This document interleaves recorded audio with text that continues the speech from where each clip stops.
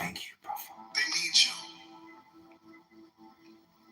You were sent here to help heal the world. And you're doing an amazing job at it. You seem to always fall into the right place at the right time. Hello?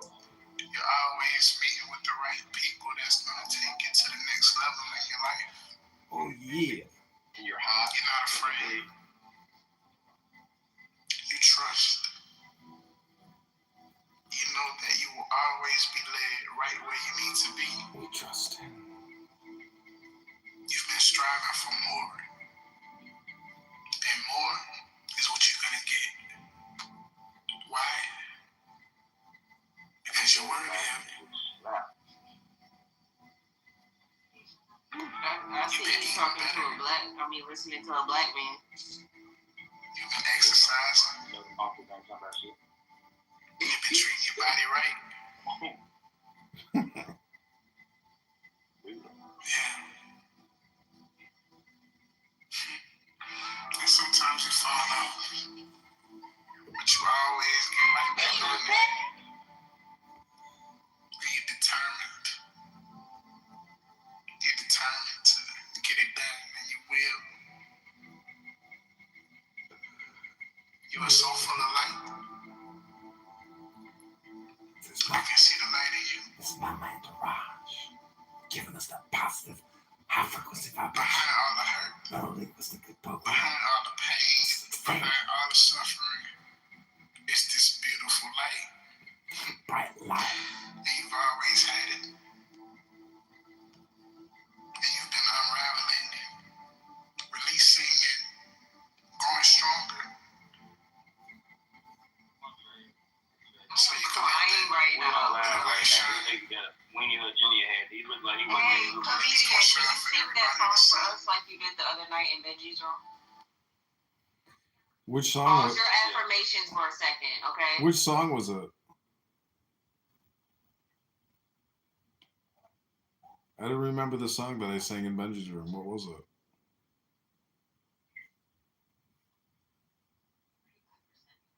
It was the one where you lift your head up off your head and put it back on. The bald head, eh? I can't remember the song you sung in Benji's room, but it was funny as hell. Oh yeah, it was about Carmelo Anthony. Oh, you want to hear the Carmelo Anthony song? Yeah, go ahead. Free, free Carmelo Anthony. Free, free Carmelo. He did not commit a crime. He just didn't have the time. He stuck him with a knife because it was raining. He didn't want to get wet that day. So he said, fuck it, enjoy your life. I'm just doing my life. It's just my message. My name is Carmelo. I didn't want to have to kill, but they wanted me to leave the tent. But it was raining out and I get wet. My name is Carmelo Anthony. You can find me on GoFundMe. The name is Carmelo Anthony. I didn't want to have to kill that day, but they told me I'd have to slay. Then they gonna lie with those things. And he got a peach fake button down.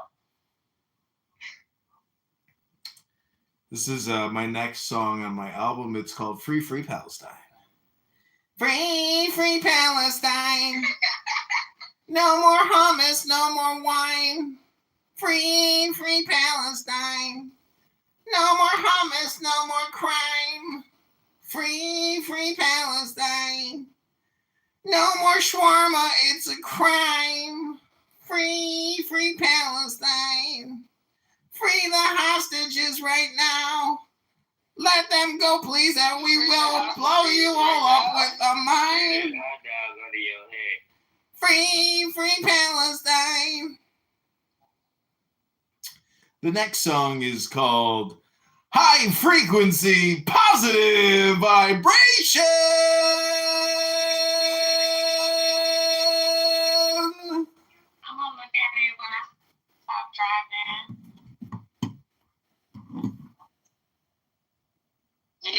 retarded as hell when he said that. You turned pink when you said that. You turned plain colors your shirt on your back. Pink on shirt ass. There you go. Dre, you said you clicked it? No, I said I'm gonna watch. I'm gonna wait till I get home. I'm driving right now. I'm gonna look at it when I get to the house though. Okay, it might be gone because it's live. He on live. That shit is hilarious, bro. Which link is it? You want us to join your live next? He put up another link. He put up another link. The one you did or the two at the bottom? No, the one comedian did. The first one or the second one? Both of them is the same one. Oh, okay. Hold on, let me see if I can do it. He think he got fans now. Look at him. It's you like he think he got fans. Now look at him. His hat lane. He happy as hell. Well, every time you smile, your hat lane. Submarine hat ass, dude. Like, yawn and shit. I ain't get breath ass. Okay, I'm gonna put a new hat on. Just give me 1 second. He shook his head again.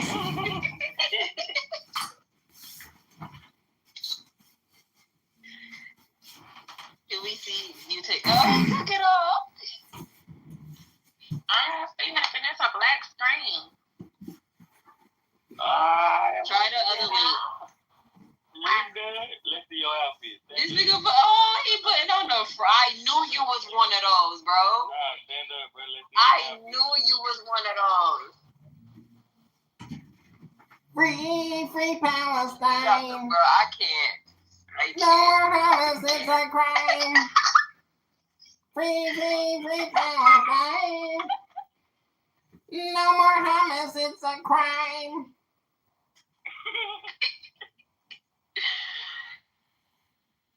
Oh shit. He wiggling the mask and shit. She like he wiggling the mask. The bro gonna fall out where you gotta calm down. Told you. I told you. I'm smart. Yeah, he took it off because he couldn't breathe.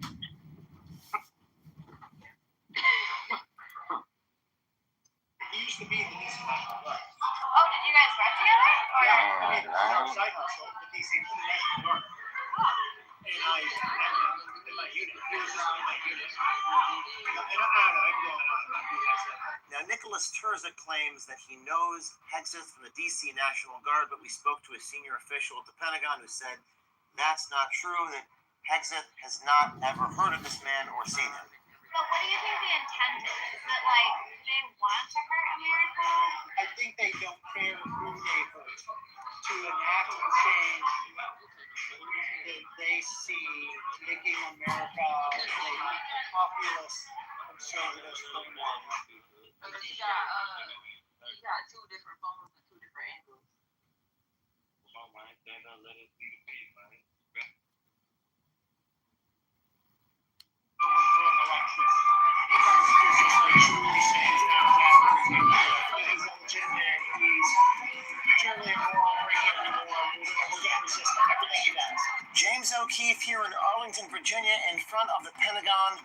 The branch chief inside the Pentagon saying on hidden camera he's going to resist against Trump and Hegseth. Now, since President Trump was elected and assigned Pete Hegseth as Secretary of Defense, the DOD has faced a number of leaks in the past few months from employees inside the Pentagon. There's some type of deep state forces that want to make sure you don't stay there. They've come after me from day one, just like they've come after President Trump. I mean, I've gotten a fraction of what President Trump got in that first term. The Secretary of Defense, Pete Hegseth, has been going on media interviews expressing that there are people within the Pentagon who want to resist the president and hurt his policies. I know exactly why I'm here, to rip out the insidious ideologies and not compromise and not back down, to reestablish standards and accountability. Nicholas Terza, a branch chief within the DOD, expressed dissatisfaction with his new boss, Secretary of Defense Pete Hegseth, claiming he is too young for the job. So I'm assuming that your boss isn't Pete Hegseth. Ultimately, he is my boss. Okay. But this is insane. I actually know Pete Hegseth. You do? Like personally? This is so crazy. Like, that's not a good reflection on me. That's a bad reflection on Trump. Like, nobody I know should be the Secretary of Defense. Oh no. Like, he's insanely young to be like, and he wasn't that high up in the military. He used to be in the DC National Guard. Oh, did you guys work together? Or? Yeah, I mean, in our side hustle, the DC National Guard. Oh. And I met him in my unit. He was just in my unit. Now, Nicholas Terza claims that he knows Hegseth from the DC National Guard, but we spoke to a senior official at the Pentagon who said that's not true, that Hegseth has not ever heard of this man or seen him. But what do you think the intent is? Is it like they want to hurt America? I think they don't care who they hurt. To enact a change that they see making America a populist conservative framework more traditional, even if that means being sexist or racist or chauvinist. Terza also saying on the hidden camera he did not know he was being recorded, that Trump is an illegitimate president, an immoral dictator, and they plan to resist everything Trump does. The same guy who tried to overthrow an election is just like truly saying that he's illegitimate, he's terribly immoral, breaking every law, we're going to resist him, everything he does. I'm a very patriotic person, and I've never been patriotic. Now, the reason this is concerning, the Department of Defense is often directly responsible for the president's safety in the event of travel, events, campaign rallies, and everything else. What's your least favorite thing about Trump? Oh, that he utterly lacks any moral. The worst thing about him is his utter lack of moral. The second worst thing about him is how stupid he can be. Should the president's safety be entrusted with people who believe that he is illegitimate and immoral? And here we have a field trip. Let's take a look. People are coming in. Hello, everyone. How you doing? This is James O'Keefe reporting live in front of the Pentagon at the Air Force Memorial here in Arlington, Virginia. Stay tuned. The same guy who tried to overthrow an election. All working? Yes, all good. Actually, I want to start by asking you about the meeting that you had in the Oval Office. How do you feel that you could have handled things better with the president and vice president? the meeting in the Oval Office, it did not help Ukraine. You spent nearly $200 billion to the defense of Ukraine. There are lots of questions about where...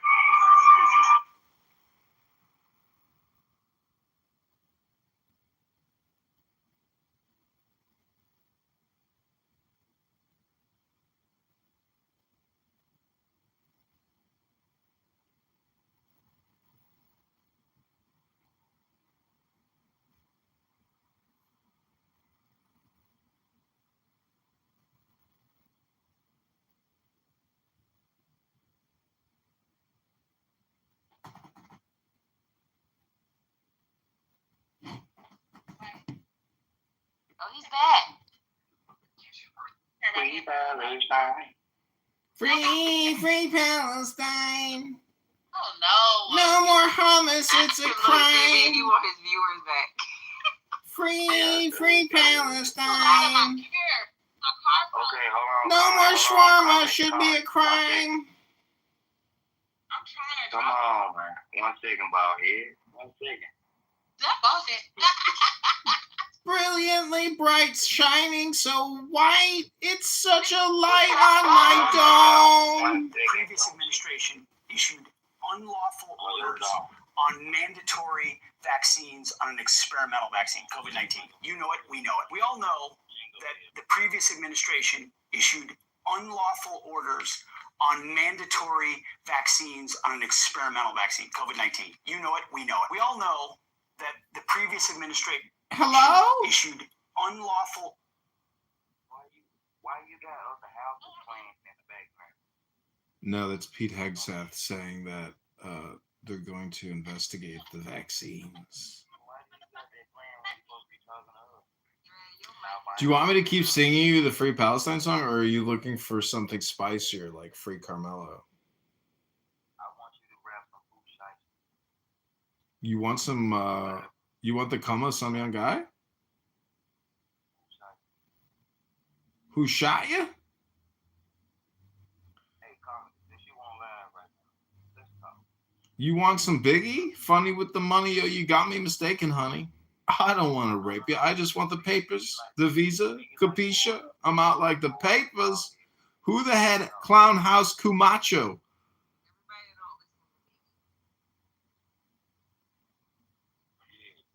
do you believe in the Matrix comedy? The Matrix, yeah, every day I go to the gym and I work out on a treadmill called Matrix.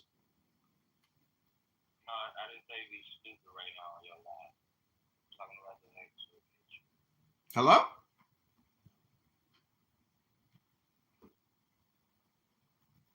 Hello. Under the direction, command, and authority of the Commander-in-Chief of the United States of America, CMAC will conduct rapid response audits of all Department of Defense combatant and joint commands. CMAC will act with direction from and coordination with the Office of the Secretary of Defense of the United States of America. CMAC will function to realign the service component branches of the Department of Defense back to its core mission: defense of our constitutional republic abroad through strength at home. Terminal objectives: observe, identify, coordinate, course correction, azimuth check, restoration, presentation, and self-termination. Conduct observatory audit of all SEEK COCOMs immediately upon order from the SIC. Literally watching you say that shit. Hello. Nigga, pop the fucking Adderall. Goddamn.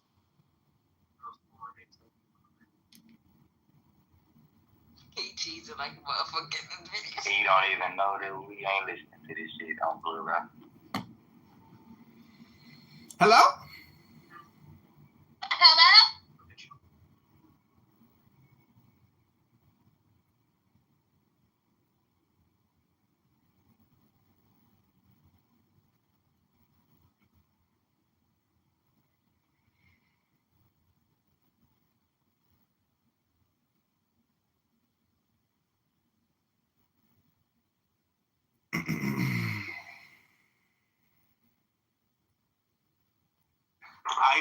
How you doing, sir? Good. Good to see you. It's been a while. Man, good to be here. Good to be here. So, it's been what, 4 years, 2 months since January 6th.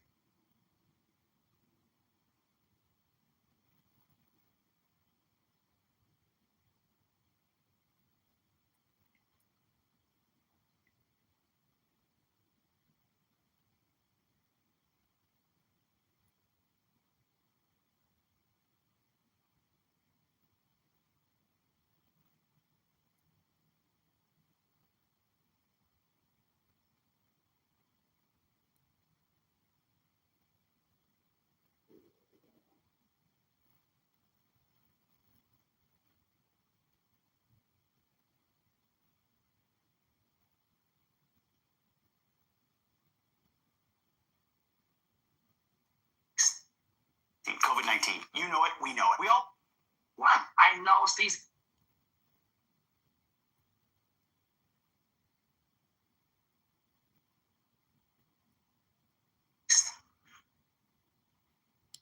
You probably missed a couple of days in there too, but yeah, it's been about that. So what brings us together? What do you think brings us together? Well, we probably wouldn't have met had January 6th not occurred, but obviously January 6th is here. It happened, and it brought us together here. Both of us are trying to get answers and find out the truth about what occurred that day, and probably some other things too. We want answers for. All right. So what I'd like to do is over the next hour, we're gonna have a conversation where I want to kind of lay out to you and anybody listening in of what my role was from what I was involved in exposing what I thought and what now more evidence is proving to be that there were constitutional violations to the electoral process, which ultimately culminated in January 6th, the way it played out, as well as, as part of that, I started doing an investigation into the leadership of those within the Capitol. And a lot of people don't realize that there's been a lot of talk about the weaponization over at the Department of Justice, the U.S. Attorney's Office, which is part of the Department of Justice, the courts that ruled in egregious manners that slap folks with, extended sentences that are well beyond what most people would consider as fair and just sentences. That part I don't want to discuss at all, because that's been addressed by many other people. The reason why you are probably the most important individual to interview to go into detail about January 6th is because you understand the decision-making process, the law enforcement component of a branch of government that has no responsibility, oversight, or does not have to respond to the courts in this situation, or the DOJ, the executive branch. And a lot of people are going to think like, oh, well, Ivan's talking about nonsense here. And I think you're going to be able to help explain how the Capitol Police is a separate law enforcement entity, your jurisdictional authorities, and how things operate internally. And maybe we're going to get to specific names of those individuals that were involved in being on the other side of what occurred on January 6th. So we've all seen, the rioters, whatever you want to call them, rioters, election justice rally attendees, etc. But you've done several interviews. This one I want to make sure that we really hit upon who are the key players and decision makers to determine, hey, are we going to have protection? How much protection are we going to have? Who do we protect? How do we protect them? And what are those relationships between the protectees, right? Yeah. So is there anybody better to interview than you? It'd be tough to find somebody. All right. Being that you're it sounds like you're tied for being the most humble person in the history of humanity. I try to be humble. Well, let's roll with the interview. So just to start, let's give a little bit of taste to people of your background, of why you are probably the best person to ask any question about the last quarter of a century, essentially, of U.S. Capitol Police.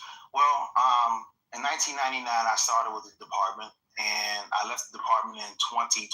So I was a member of the Capitol Police for 23 and a half years. I've worked in various assignments. I got promoted to special agent, and that's under the Dignitary Protection Division. And now, when you go through, sorry to interrupt, because I know some of the components and training that goes on based on my background. When you say special agent, what training do you go through, and where do you do the training? We trained at different locations. It depended upon what the training was. We had vehicle training. But to become a special agent. Yeah. You had to go through. It was a lot of book work to become a special agent. Classroom work. We had to attend special driving. And we had this. There are certain things you have to do that regular officers don't have to do. You have to travel, you have to fly a lot, so we have to have specialized training for how to fly while armed. Mm-hmm. So we had, it was a lot of different training courses we had to take to successfully complete the program to become a special agent for the Dignitary Protection Division under Protective Services Bureau of the Capitol Police. So I had to go those. Time out. You're going into areas that most people don't understand. So let's kind of break it down. Mm-hmm. Let's go into the legal framework of your authorities, right? So you have Title II U.S. Code, Chapter 29 talks about how the Congress authorized this entity known as the Capitol Police, right? Yes. And within that, you have above that guides the Capitol Police decision making is the Capitol Police Board, right? Correct. And that's appointed by the Speaker of the House, Senate Majority Leader, through the two sergeants at arms, and then architect of the Capitol. It's kind of like the governing body, right? Yes. Underneath that, you have a Capitol Police Chief, and then from there, talk us through who is subordinate to the Capitol Police Chief, and how does that break down to operationally, intel-wise, and then protective services. If you can kind of talk through that. I can. Right now, the Capitol Police, they have three different bureaus. You have Training Services Bureau, you have the Operations Bureau, and you have the Protective Services Bureaus. You have three different bureaus.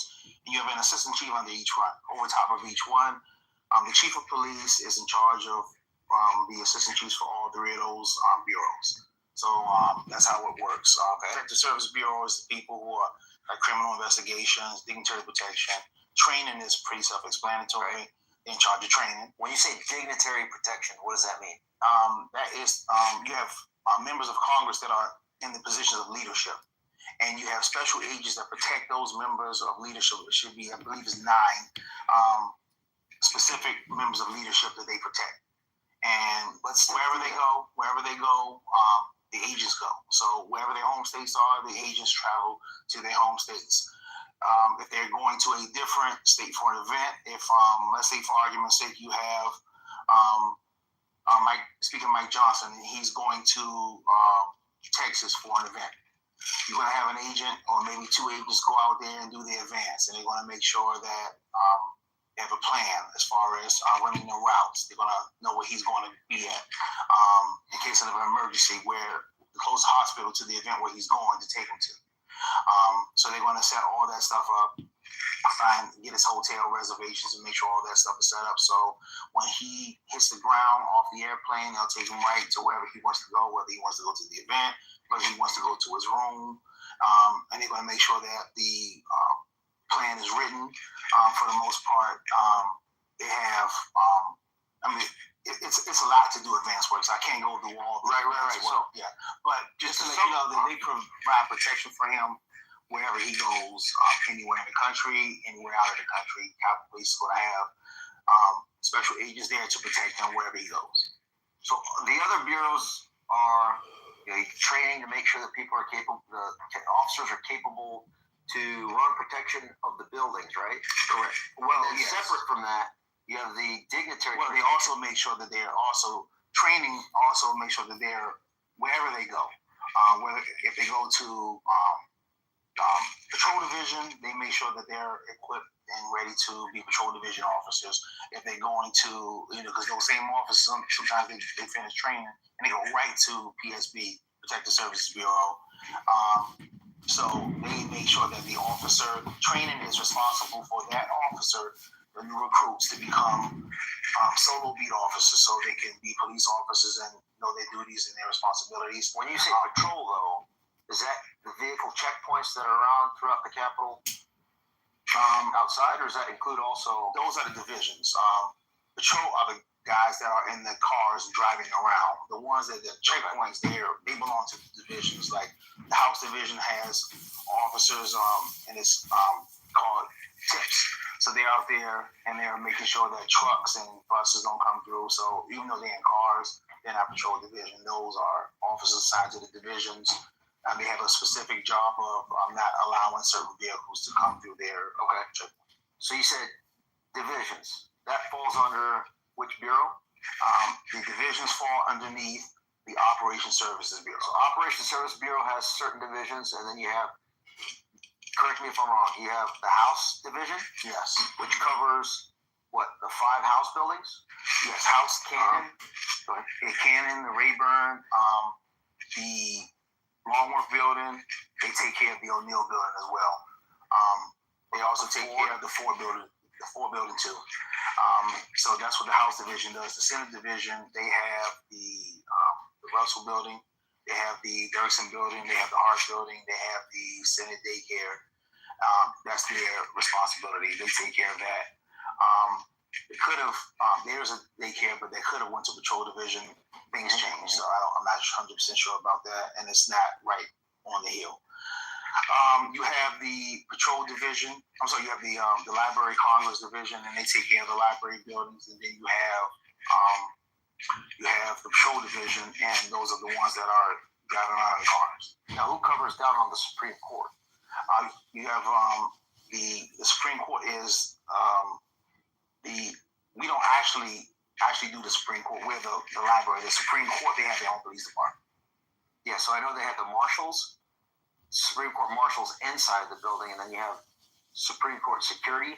I think, as far as I understand, is that under Title II U.S. Code Section 1979B, 67B, it lists that the grounds upon which the Supreme Court resides is part of U.S. Capitol Police's jurisdictional zone, but you guys don't touch that, right? Even though that may be in statute, you guys state. Yeah, for the most part, the Supreme Court, unless their chief calls our chief, the Supreme Court typically does their own thing.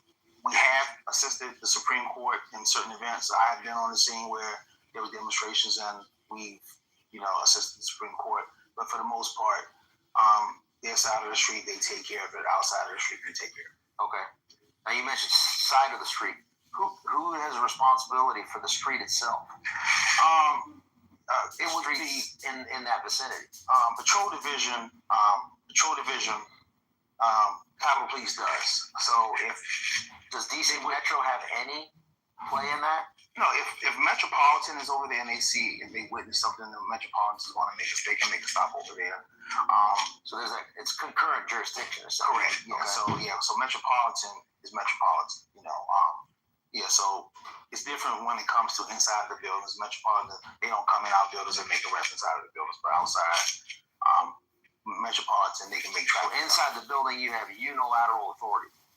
Inside no other law enforcement entity, executive branch, judiciary, they can't come in unless they get permission from that's one chief. Who gives the authorization? Yeah, that's 1%. Yeah, they don't have any law enforcement jurisdiction. They don't. The Metropolitan Police, they don't do any police work inside of our buildings. We take it. We take that. Now, if there was certain crimes, if there was a murder inside of one of the buildings on Capitol grounds, the Metropolitan would take that because they are the primary investigatory agency for any homicides in D.C. The Capitol Police will be a secondary. So I'm sure that they get it. Is that what occurred with Ashley Babbitt? Metropolitan was the primary law enforcement agency that was doing the investigation. Okay. So we're going into the kind of structure. So we got the Capitol Police Chief at the top. You have the 3 bureaus. Yes. Training Bureau. So we're not going to cover that. It's self-explanatory. You got the Operations Bureau, which we talked about. The Library of Congress Division, House Division, Senate Division, and there's also Capitol Division. The Capitol Division, of course, that's the other one, and SOD, which is Patrol Division. Okay. Yeah, so Special Operations Division. So that's what they have. There's 5 divisions. So it's 5 divisions. Okay. And you worked primarily in which of those divisions? The Capitol Division. So the Capitol Division. Capitol Division is where I spent most of my career in the Capitol. And what does that cover? The Capitol and the Capitol grounds and the CVC. Okay, so for people that the Capitol first time they never heard of it, the Capitol Visitor Center. The Capitol meaning the actual chamber, the Senate and the House, correct, and the rotunda, yes. The Capitol Visitor Center underneath, and that is essentially, and that does not include what we just talked about, the Senate buildings, Doesn't include that. the House office buildings, nope, or the Library of Congress. That is separate, just that one building. Correct. Okay. And the grounds outside. And the grounds outside of it. Yes. Everything on the Capitol Square is Capitol Division, and to include the CVC, the Capitol Visitor Center. Got it. Now going back to Protective Services Bureau. Yes. That's the 3rd bureau, right? It's a separate bureau? Yes. At the same level as the other ones, right? Correct. That's the level of importance it has. Mm-hmm. And you said it's headed up by an assistant Capitol Police Chief? Correct. And you said 9 individuals, you think, 8 or 9 or so? I think it's 9. Are protected. So essentially for a layperson, what you describe them as being is the congressional leadership's own Secret Service detail. You said it perfectly. Right? Yes. So let's step through. Speaker of the House, you mentioned, is one position that receives that protection.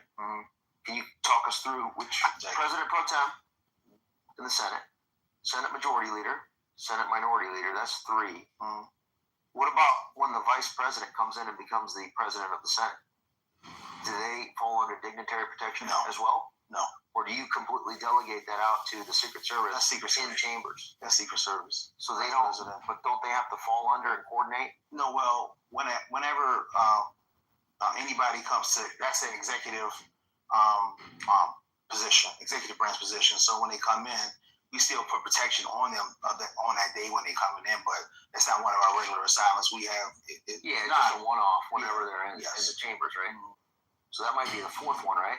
I got to go back and look at all 9. And then on the House side, like you said, Speaker of the House, majority leader, minority leader, the majority whip, the minority whip. So that's 5. So I think 5 on the that's Senate. the 9 right there. Yeah, I think that's the 9. So 5 on the House and then 4 on the Senate. Senate.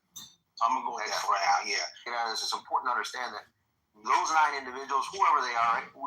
The key ones I want to talk about is Speaker of the House, Senate Majority Leader, President of the Senate, right, or pro tem. Those are the key individuals that have their own separate protective detail. Correct. And they're U.S. Capitol police officers 100%. inside of the Dignitary Protection Division. Correct. And you probably know all those people, Yes. right? Because you spent 23 years. Well, in the turnover is so great now. They got so many new officers there now. I don't know a lot of the new Well, let's go back to January 6th. Could you name off at least a couple of them that were regulars? A couple of the officers. Yeah. I'll probably name some. I won't do it here on No, camera. but I'm just saying, if you were asked, like, you'd be like, oh yeah, this person. Yeah, I can say, for the most part. That's the level of knowledge and understanding of the entire force you have compared to anyone else. Well, I've been there a long time, and like I said, they had a lot of, because the threat levels went up, so they had a lot of new officers they hired to put on those teams. Like the guys who were there for 20, 30 years, I know those guys. Right, and so those guys, that's what you said when they travel. So not only are they protecting the leadership at the House and the Senate, or I should say the Capitol, because you were Capitol Division, so you I was probably... Division. What's that? Yeah, I was since you were Capitol Division, I'm just internalizing what we've discussed so far. You had to interact and liaise or coordinate, synchronize, deconflict when leadership was coming through, because you were also, right? Well, not really. I didn't have to do that because leadership, they could bring their people. It's the Capitol, so they can walk in. They didn't have to announce when the speaker was coming in to me because they would tell their team members that the speaker was coming in if they were dropping them off, and then the agents would be down the stairs wherever they were going to be dropped off at, and the guy would walk them up. So, but they didn't have to coordinate that with me. They coordinated that with their team members. Okay.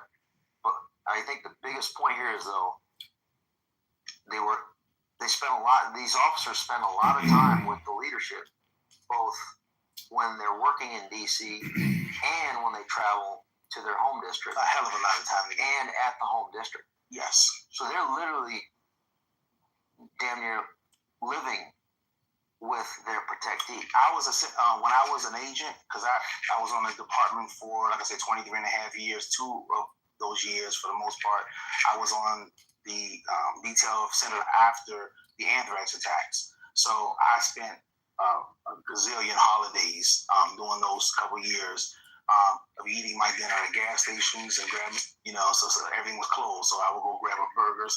It was a gas station that made hamburgers. So I would go there and go get something to eat. So I spent a lot of time. So would it be fair to say, not specifically in your case, but would it be fair to say that any of these dignitary protection officers that have been in their position for quite some time, they know intimately their protectee, their family, their pattern of life, pretty much everything that they do? 100%. They're in the cars, phone calls. They're in the cars. They witness the arguments between some of the members and their spouses. They're in the car. They hear everything. They hear everything. They hear everything. Let me say that again. They hear everything. They do. So if for example, I'm not saying that there was or wasn't, say for example, there was a transgression that may have taken place, those officers probably witnessed it. Yes, and then they would probably call. Highly likely. Well, I would say if that occurred, and it was something that was they felt uncomfortable with, or something that they believe that Capitol Police leadership needed to know, then they would probably call and speak to their officials, and the officials would send it up the chain if it was something like that. Now, what if it was a transgression that was conducted and committed hypothetically by the protectee? They would probably either keep it quiet or they would report it up to whoever was in charge of dignitary protection, probably their official, or maybe directly to the, whoever was the head of their unit, the captain or a lieutenant. It would all depend upon the agent. Let's say hypothetically a Speaker of the House, I'm not naming names, just structurally, right, organizationally, a Speaker of the House were to be disappointed in an officer that is protecting them, what could that Speaker of the House or Senate Majority That Leader? speaker would make a call to the police chief, and then probably the next day that officer would be back at the Capitol screening bags. He'd be out, or he'd be moved to another team. He'd be or placed on routine where if a visitor came, if like the Capitol. So I don't know if you know this, but like whenever we have a the physician's office there. So when the Supreme Court Attending physician? yes. So when the Supreme Court members need to go, they need to go to a doctor or whatever, they will come to the Capitol. So I assisted, like when I was an agent, I was on routine for that day. I had to go get Clarence Thomas, and I had to take him to the attending physician's office. So they could have that routine officer just running Supreme Court members, Supreme Court justices to the physician's office. So if you had someone that was visiting somebody like from another state or head of state that was visiting the Speaker of the House, you would have, and he's going to have armed protection with them that whoever came to go visit the member, if he's a president of Ethiopia, and he came to visit the Capitol, he may have armed guards with him. Right. So you would have a Capitol Police dignitary protection agent be with them and do the escorts. Also, the dignitary protection is not only for, so regularly it's with the 9. But then in addition to that, an additional duty would be if there's a head of state or, I guess, Speaker of the House equivalent from another country coming in. Correct. That would also fall under the jurisdiction of It would. the Dignitary Protection Bureau. Yes. Okay. Yeah, that makes sense. Yeah. So then going back to what I was talking about, that if an officer has observed some transgression of his protectee that was maybe so egregious, does that also give that officer some leverage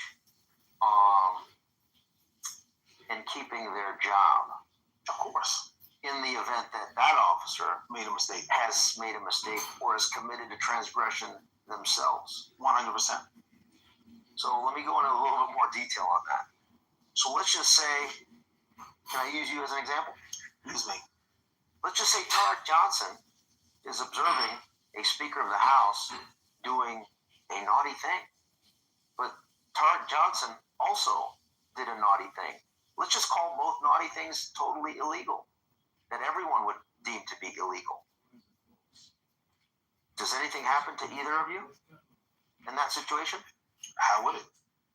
I'm not going to tell them myself. The member of Congress is not going to tell them themselves. I'm not going to tell them the member of Congress because that member of Congress knows what I did, or vice versa.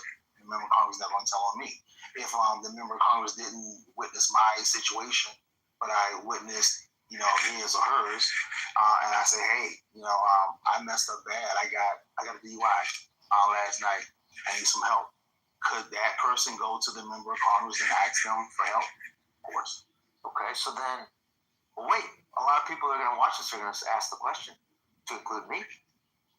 Wait, you're telling me that the DC Metro can't do anything about that? Well, it depends if if these transgressions, illegalities occurred inside of the Capitol. I mean, you say if. Well, first of all, how would they know about it? Because you don't have any DC Metro police officers patrolling the Capitol. So how would they know? They're not there. What about the FBI? How come they can't investigate this? FBI's not walking around out buildings with guns. Wait, what about DHS? Them either.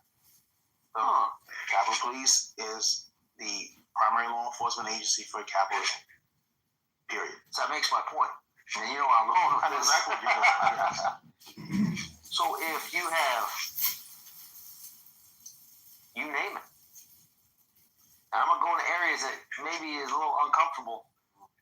Let's just say you mentioned it first.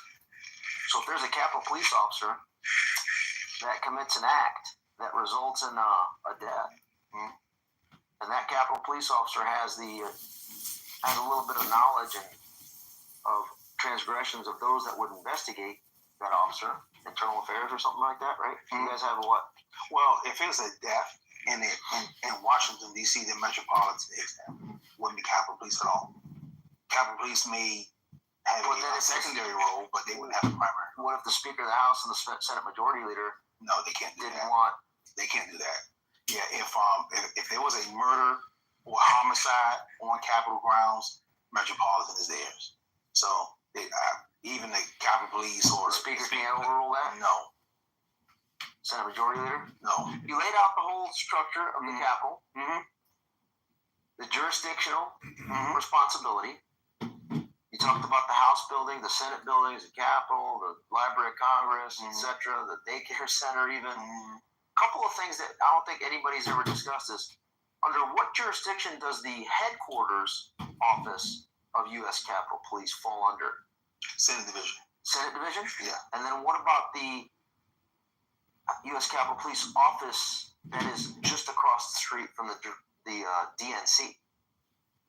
You talking about the Fairchild building? Yes. We don't. That's not included. We don't. We have offices in that building, but they have a security contract. That building, the Fairchild building, has a security contract with another agency. That's where the training division is, right? No. The Fairchild building is we have our HR there. We have so the support, kind of the support staff. It's the support staff there. Facilities is there. We have our badging offices there. Okay. But no, we don't police that building at all. Okay. Now, Patrol Division headquarters is there, but like I said, we don't police that. They have a guard at the gate, right at the door when you walk in. And he'll take the name of visitors as they walk in. They know Capitol Police when they have their badges. Right. But no, we don't police that. Okay, that's good to know. Now, across the street is the DNC, and that is within U.S. Capitol Police Patrol. They They also have, as well as the RNC. They also have their own. And the Capitol Hill Club. We don't. Yeah, they have their own private. Inside of the buildings. But what about outside the building? I've seen private contractors standing outside of those buildings. Is that within the U.S. Capitol Police's jurisdiction zone? It is within the EJZ, extended jurisdiction. Yes, 100%. Yes, but the primary, like I said, like that building, that's not ours. That's theirs. That's private contractors have that building. Okay.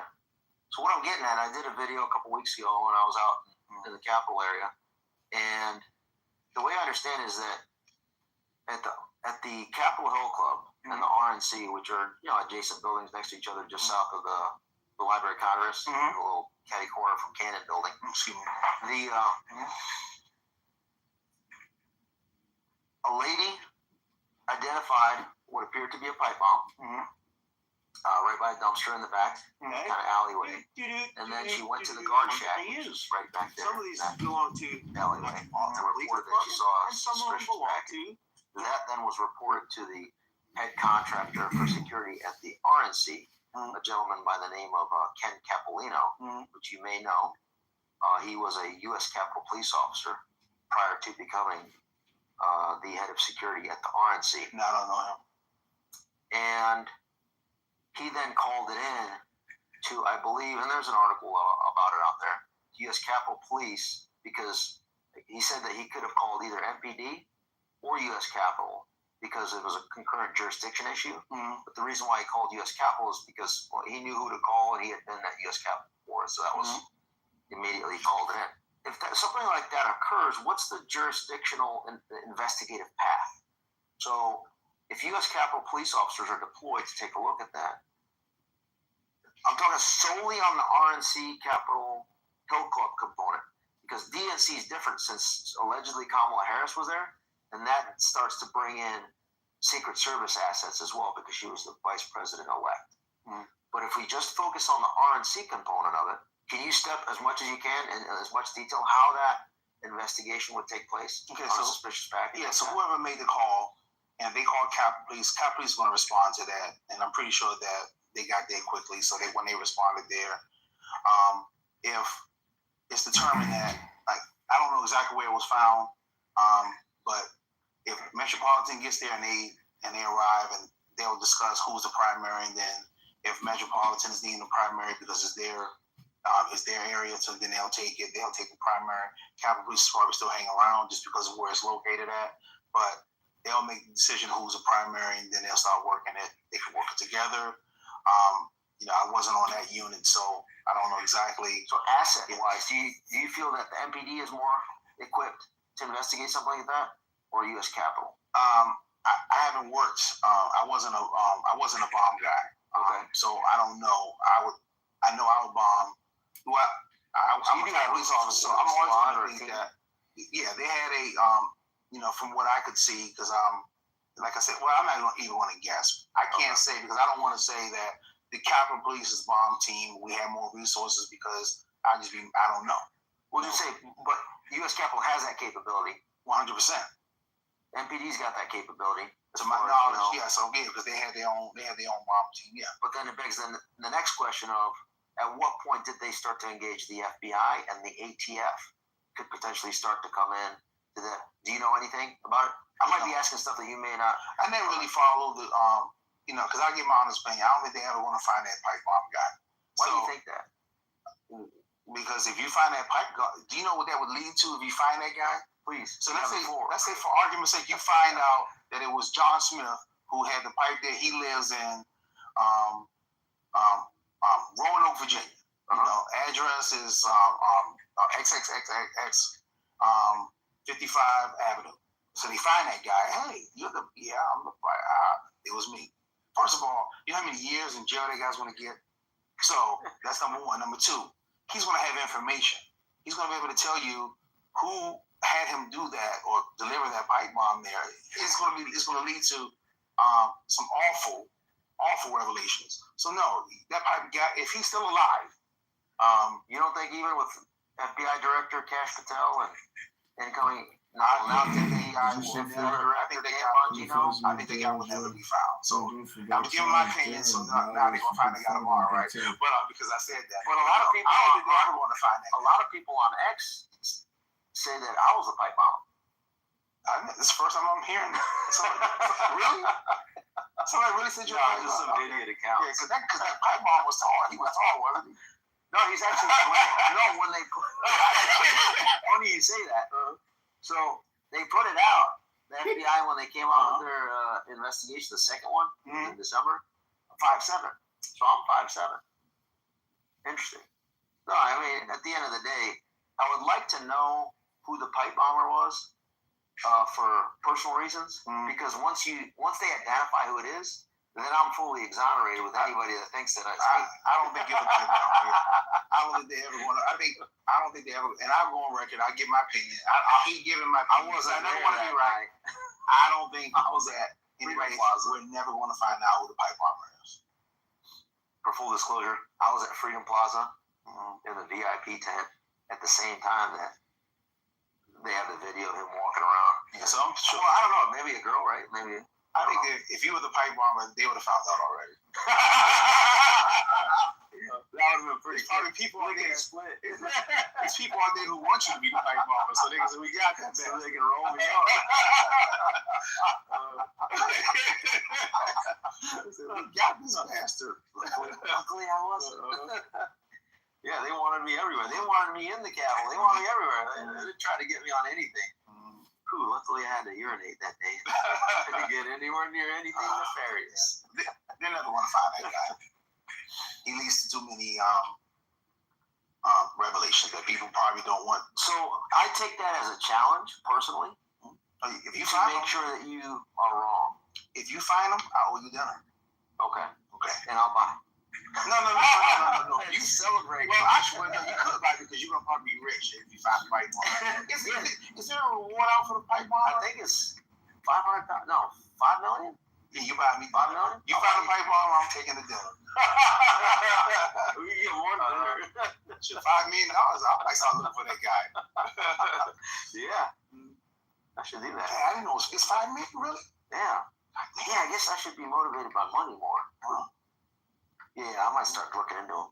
No, I've been kind of looking, snooping around. More than most. All right, so back to the situation at hand here. So you don't know much about who responded to, within the force? Because I mean, you guys talked a little bit, right, internally. Oh, no. I know some people who responded. I'm not gonna put their names out. And I talked to some of the people or some people that were connected to those people. So I know some people who responded. I think they were more concerned about what was happening. I guess I think they could have figured out what was happening when, as far as that when you find a pipe bomb, when you find a bomb or any improvised explosive device, it's going to pull resources to that area. So I think they were concerned, and then they knew what was going on at the Capitol. So I think that they were concerned that those devices were used as tools to pull resources away from the Capitol. That's exactly what Ken Capolino, I think RC said. That's what they were. I think that's what they were feeling. That's what they were thinking. So I did. Was there quite a bit of resources that were deployed? Yeah. You're not going to send 2 officers for a bomb, you're going to send a bunch of people to each one. And so, what impact do you think that had? Oh, we had less people at the Capitol. I don't think it would have made that much of a difference anyway for the resources they pulled, because I was there that day and there was way more people than we could have handled there anyway. So, just losing more people didn't help us, but but I think that was the intended purpose to pull resources away from the Capitol. I believed that then 4 years ago. I believe that now. And that made the Capitol more vulnerable, susceptible for. I think the Capitol was vulnerable when you had two high-ranking commanders who withheld intel from Chief Stevens' son. That made it impossible to give the Capitol protection that it needed on that day. Who were the two? Well, we know that one was I knew early on Yogananda Pittman had intel that was going to basically occur that day.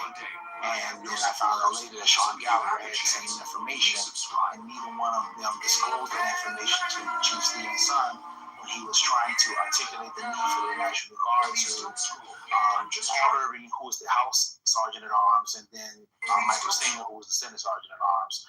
And they both told him he couldn't articulate the need of the National Guard being there because the evidence or the intelligence that he had didn't support the National Guard needing to be on Capitol Hill. So Pittman and Gallagher had it the entire time. Pittman was she was the assistant chief of the Protective Services Bureau at that time, and Sean Gallagher was her deputy. They had the information that got filtered to them, and they were supposed to give it to, at the very least, Stevens' son, and they should have given it also to Chad Thomas, who was the chief of the Operations Bureau, and they never made it to. There's some names that I think at this point, if anybody's been following your work, everyone knows who Yogananda Pittman is. I think everyone knows who Yogananda Pittman is. I think they got it seared in their brain. Sean Gallagher, they're starting to learn a little bit more about. And then Chad Thomas, that's somebody, that's a name that doesn't really come up too often. But let's just kind of think this through, hypothetically. The intel comes out. What does Chad Thomas, the head of Operations Division, do with that intel? Should he have it? When he looks at that information, he's going to look at that information and say, wow, this is going to happen. So he's going to talk to Chief Stevens' son, and they're going to say, well, do we have enough protection here? Should we cancel days off for officers? Do we need to bring in more officers? Do we need the National Guard? You're going to look at that intel to see if a lot of enough resources to protect the Capitol, because the Operations Bureau guy, his job is to protect the Capitol. That's his job. That's with the chief, of course. The Protective Services Bureau lets the Operations Bureau guy know that this is what you need to protect the Capitol from. And then the operations guy says, okay, and this is how I want to do it. So he's going to establish the plan. He's going to create the plan to protect the Capitol.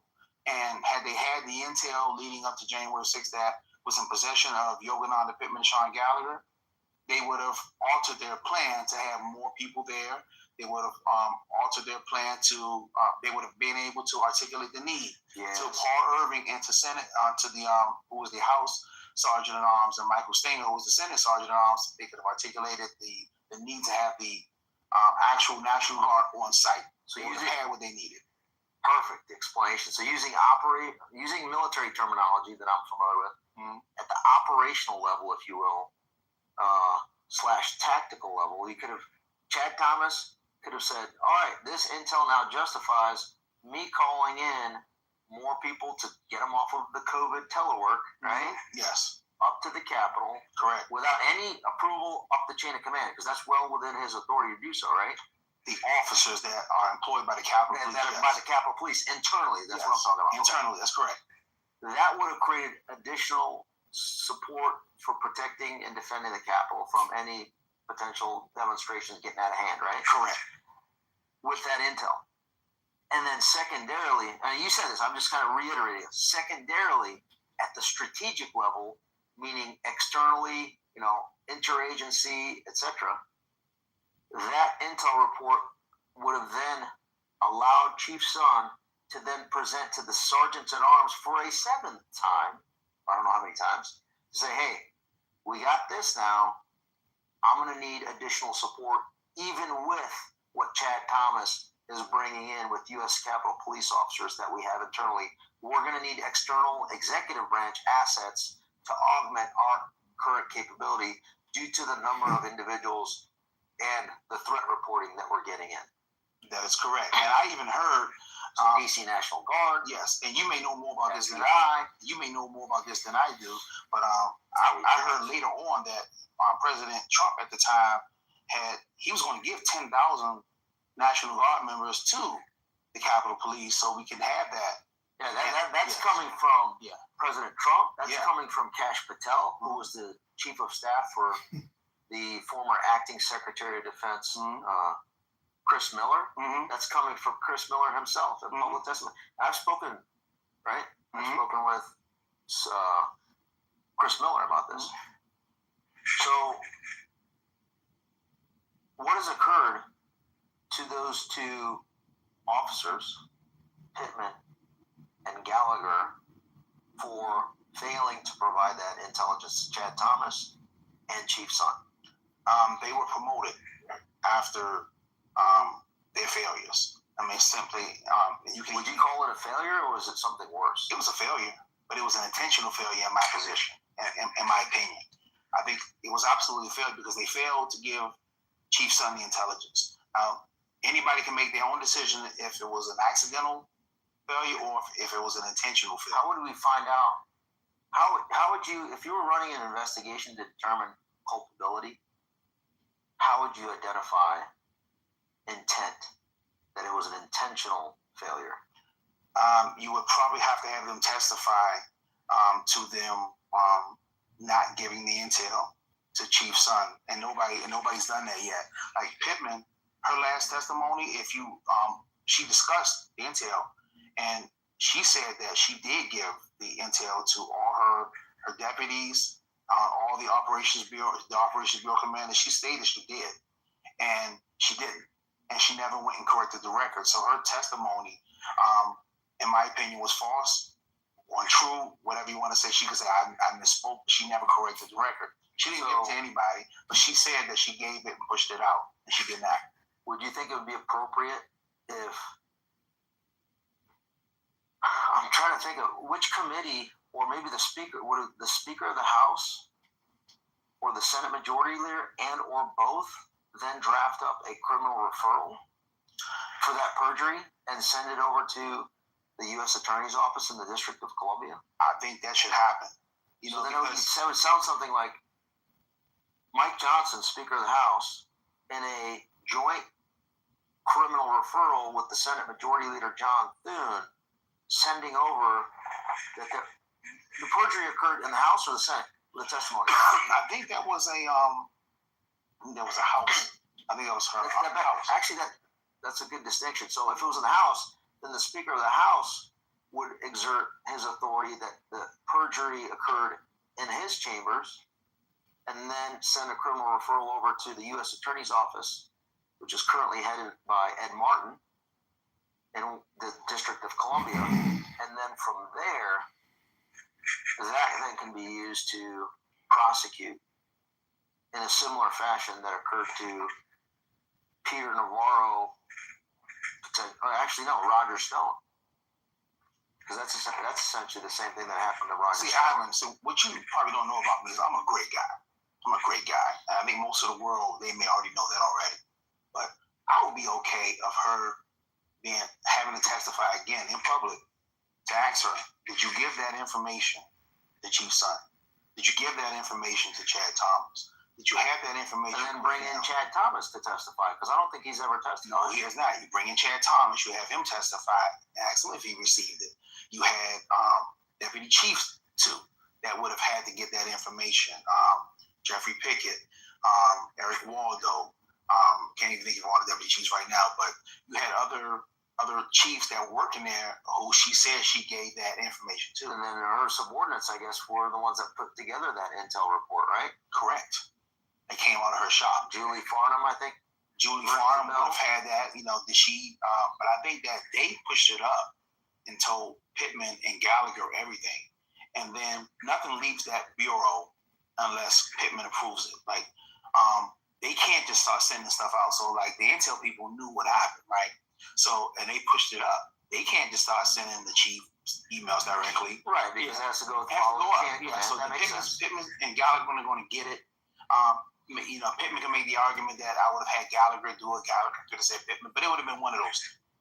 So nothing would have left the Protective Service Bureau out of the intel section without one of those two approvals from one of those two people. It would have to be either Pittman or Sean Gallagher. So those two were promoted after January 6th. So Pittman became the acting police chief. After Chief Stevenson was told to became resign. acting chief, and then Gallagher was assistant. Okay. He was acting assistant chief. What happened to those that did not receive the intel? Son was immediately fired, and apparently I heard that. Now this is what I heard. I heard that Chad Thomas came into the building one day, and he was driving his car, parked. He was coming in, and they had some people, officers, meet him at the door, and they took his badge, and because he had a department vehicle, and they drove him home. So basically, they fired him. And then when he came to retire, right, because he had over 25 years, right, Capitol Police said, no, you're not retiring. He was like, what? I can retire. And the Capitol Police says, well, you can retire, but we don't have to process it, because to retire from a federal agency, even if you meet all the requirements, the federal agency that you work for, they have to process it.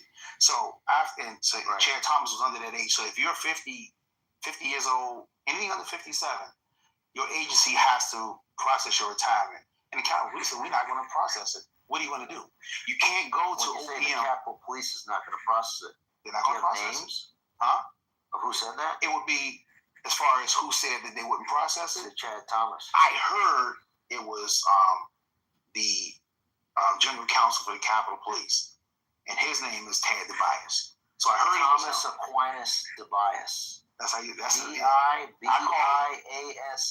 called him Tad. So I heard it was. He goes by Tad. Yeah, he goes by Tad. So I heard it was him, and he broke it down to Chad Thomas. That hey, listen, Is this the first time you're saying this publicly? Yeah. I think this is the first time I said this publicly. I don't remember saying it before, but I'm saying Take it now. note, folks that are listening. So I was say that again. So, and I'll say it again.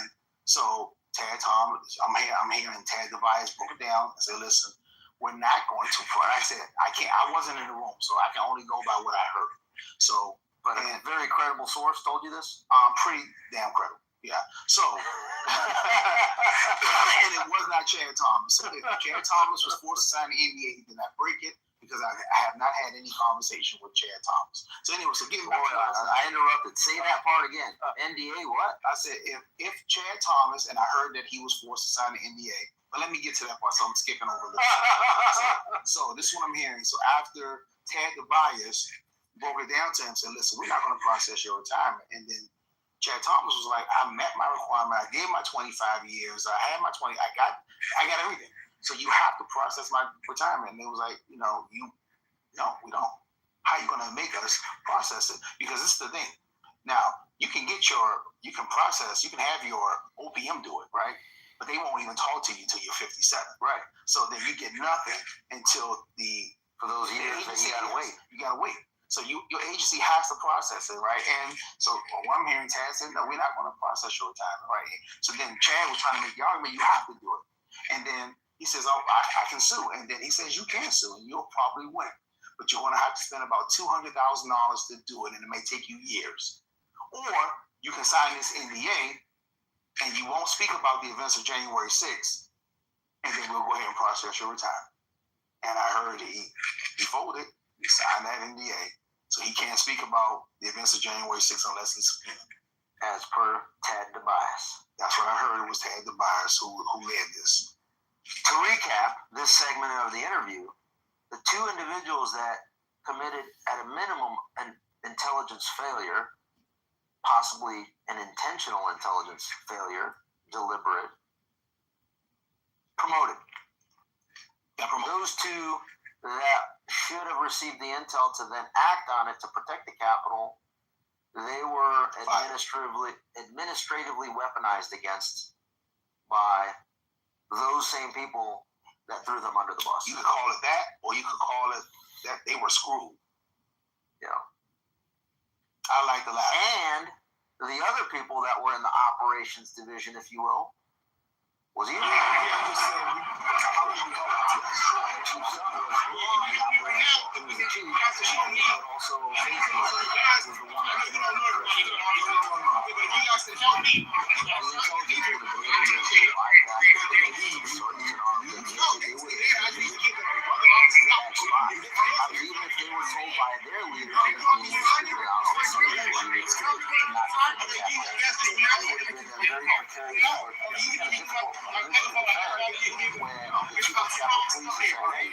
got this. So if you refuse external support, you're now going to be on the hook. You said it perfectly. Okay. So I understood it. Yeah. Now, which begs the question. Who is promoting Sean Gallagher and Yogananda Pittman? Because, and at the same time, who is the one firing or resigning? Well, Chief Sund. I heard you addressed Chad Thomas and how that played out. What about those three?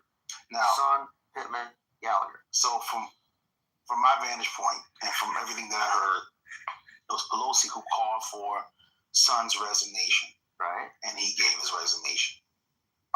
And it was the police board. And this is the funny thing too. And you and I were at this committee hearing. And that's funny. You haven't talked about this. You need to talk about this more, right? So we were at the committee hearing, and we were sitting next to each other. I want to talk about it right now, right? So when we were there, this is 2023, I think it was. Anyway, so we were at the committee hearing, right? And then they announced that it was Paul Irving who signed off on Yogananda Pittman to be chief of the Capitol Police, acting chief of the Capitol Police, and he signed that January the 8th, right? But he gave his resignation as Sergeant at Arms on January the 7th. Mr. Chairman, I seek unanimous consent to submit for the record a bulletin from the Capitol Police Board dated January 8th, 2021, appointing Ms. Yogananda Pittman as acting chief of police, signed by Ms. Jennifer Hemingway, acting chairman of the police board, Paul Irving, member of the police board, and Brent Branton, member of the Capitol Police Board. I also request unanimous consent to submit for the record the testimony of Paul Irving dated February 23, 2021 to the Senate Committee on Homeland Security and Government Affairs, where he testified that he resigned his position effective January 7th. He resigned as House Sergeant at Arms effective January 7th, 2021, the day before he signed the appointment of Ms. Yogananda Pittman. Without objection. Thank you. I yield back. So how can he sign off on Yogananda Pittman becoming chief on the 8th when he resigned on the 7th? It's a totally illegitimate maneuver. And everything that, just like the 2020 election was. And everything that I'm not touching that either. So and everything that Yogananda Pittman, any NDA she forced anybody to sign should be null and void because technically she wasn't chief. So wait, you said any NDA that she forced other people to sign? NDA she forced any officer. Well, we haven't talked about her having people do NDAs. You talked about how Tad Tobias, you heard, forced the NDA upon Mr. Chad Thomas. That's what I heard. Well, you're saying Yogananda Pittman also did that style of coercion? I think because when Chad Thomas signed the NDA, it was after January the 8th. So that was under Yogananda Pittman's. She was the chief at the time. It was Yogi Pittman along with Tad Tobias. It would have been Yogi and Tad working together. It would have been, yes. Pittman was in charge. Pittman didn't even have to be in the room. It could have just been Tad. But Pittman. So Tad Tobias, the General Counsel of the U.S. Capitol Police. The General Counsel of the U.S. Capitol Police, meaning the senior lawyer at the department, known as the U.S. Capitol Police lawyer, the one that does all document signing and legal advice, right, on behalf of the department. No, he works for the chief. I'm saying legal advice. Yes. Correct. To the chief. He works for the chief. Department. His boss is the chief of police. Okay. So he can't do anything without the approval of the chief of police. Let's say, for argument's sake, approval or permission, basically, right? Yes. Okay. So Pittman had to sign off on that NDA for Chad Thomas. Pittman had to say, yes, this is what we're going to do. It might not have been. Now, if you know Yogananda Pittman, she's not very smart, right? I've heard from other folks. So I'm going to say this out here publicly. So after January 6th, the D.C. National Guard came in. The commander of that D.C. National Guard element was, I don't know if I even told you this. Maybe I have. It was a Maryland National Guard colonel, gentleman that I served with, and I believe we deployed together to Afghanistan. I won't quote him, but I interpret it as such. She has not the highest IQ. And she has a very innate inability to articulate her thoughts and motivate other people to do so, as evidenced by the, I believe, 96% disapproval rating of her, or maybe not, no, it was 92% disapproval rating of her, of a poll that was done by the U.S. Capitol Police Officers Association? Yes, the union. On their confidence in her leadership. 92% of the U.S. Capitol Police officers that were polled had no faith in her leadership. Correct. Or lost faith. I don't know the exact words, but lost faith. Is that? Yeah, you had never told me about that, what somebody had said about her IQ. I never heard that before, so this is the first time, but I'm not shocked because she never struck me. How people use the phrase dumber than a box of rocks? Yeah. I mean, she can speak, so I mean, she's a functioning human. Yeah. But in terms of. And they're functioning alcoholics out there too. But right. It's not alcoholics. To me, what really frames my understanding of her professionalism is when 92% of those that you're supposed to lead view you as an incompetent buffoon. That's very telling. I think that the officers were mad, because some of the people who got raided in that didn't deserve that, because the officers went on that all of those high-ranking commanders had the intel, but Pittman never corrected the record and say some of the people who got bad ratings on that review they actually didn't have the intel. They said I rated poorly too. Like I can't remember the names on there. I know some of them, but I won't go into the names. But some of them did not have the intel, but they can't go out and say, "Hey, I never had the intel," because you're not going to go out there and say Yogananda Pittman didn't tell you the whole story, because you're going to be in Alaska. Hugging Eskimos and that's gonna be your job. You're gonna be in Alaska hugging Eskimos and and building igloos. So you're not gonna talk about Yogananda Pittman in public. So you have to just suck it up. All right. So we've been talking quite a few names. In preparation for our interview, I went through a list of names that I wanted to address during the interview. We've actually covered quite a few of them. We've addressed Stephen Son, Yogananda Pittman, Chad Thomas. J.J. Pickett, you mentioned him. What's his full first name you mentioned? Jeffrey Pickett. Jeffrey Pickett. What role did he play, and what position was he in? He was in January 6th. He was the chief over in training, so he wasn't even none of the January 6th stuff was him at all. And what about another name that has crossed my path and while I've been investigating researching January 6th is a lady by the name of Dania Newell. Yeah, I have a lot of feelings about Dania Newell. Yeah, what? Yes, I have a lot of feelings about Dania Newell, and yeah, I talked about her. Why not? But she is refusing to let me see her. Have you attempted to get your children from this couch? Yes. Have you called the police for their assistance? Yes. What happened when the police got involved? She slammed the door in their face, denies them, and just tells them no. I just want my kids to be safe. That's all. She has withheld the children, that she's failed to comply with the order of... But there's reason, sir. Excuse me? There's reason. Valid reason. Okay, ma'am, you're done. You don't have time to speak at this point. Okay, you've had a chance to testify, you had a chance to do a final argument, so you're done. So, ma'am, unfortunately, you leave me no choice, but the court will sentence you to 30 days in jail with the Calhoun County Sheriff. The court will further remand you to the care of the Calhoun County Sheriff, where you will remain until such time as the children are turned over to the plaintiff and until such time as you pay the previously ordered attorney fees of $1,000. So, ma'am, you can go with the sheriff, and are you serious? This matter is concluded. You're free to go. Who's sucking whose dick around here? Oh, no, seriously. Another 30 days for contempt of court. You're in jail for 60 days now. No, what's going on? If you keep going, I can go as long as you want, ma'am.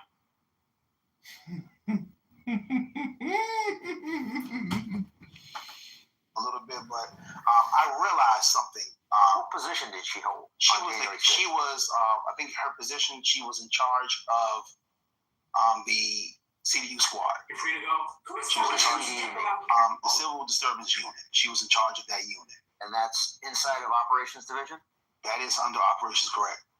CDU squad, and what is their mission and role and responsibility? If there is a civil disturbance, demonstration, her job is to handle that with her officers under her charge. Okay. Yeah, and to make sure that they have their proper equipment, riot gear, shields, helmets, and everything. She's going to make sure that they have everything that they need. And so she would have been the one responsible in making the decision on, I think it was a day or a couple days prior to January 6th, where everyone was told to switch out their helmet, the riot gear.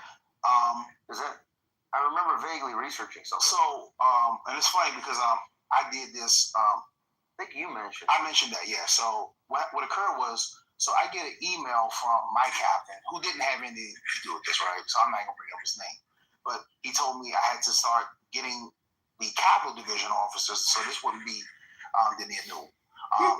We'll talk. I plan on talking about Dania Newell great at length at some point in time. Let's start now. Yeah. But let's give us a nice quick overview.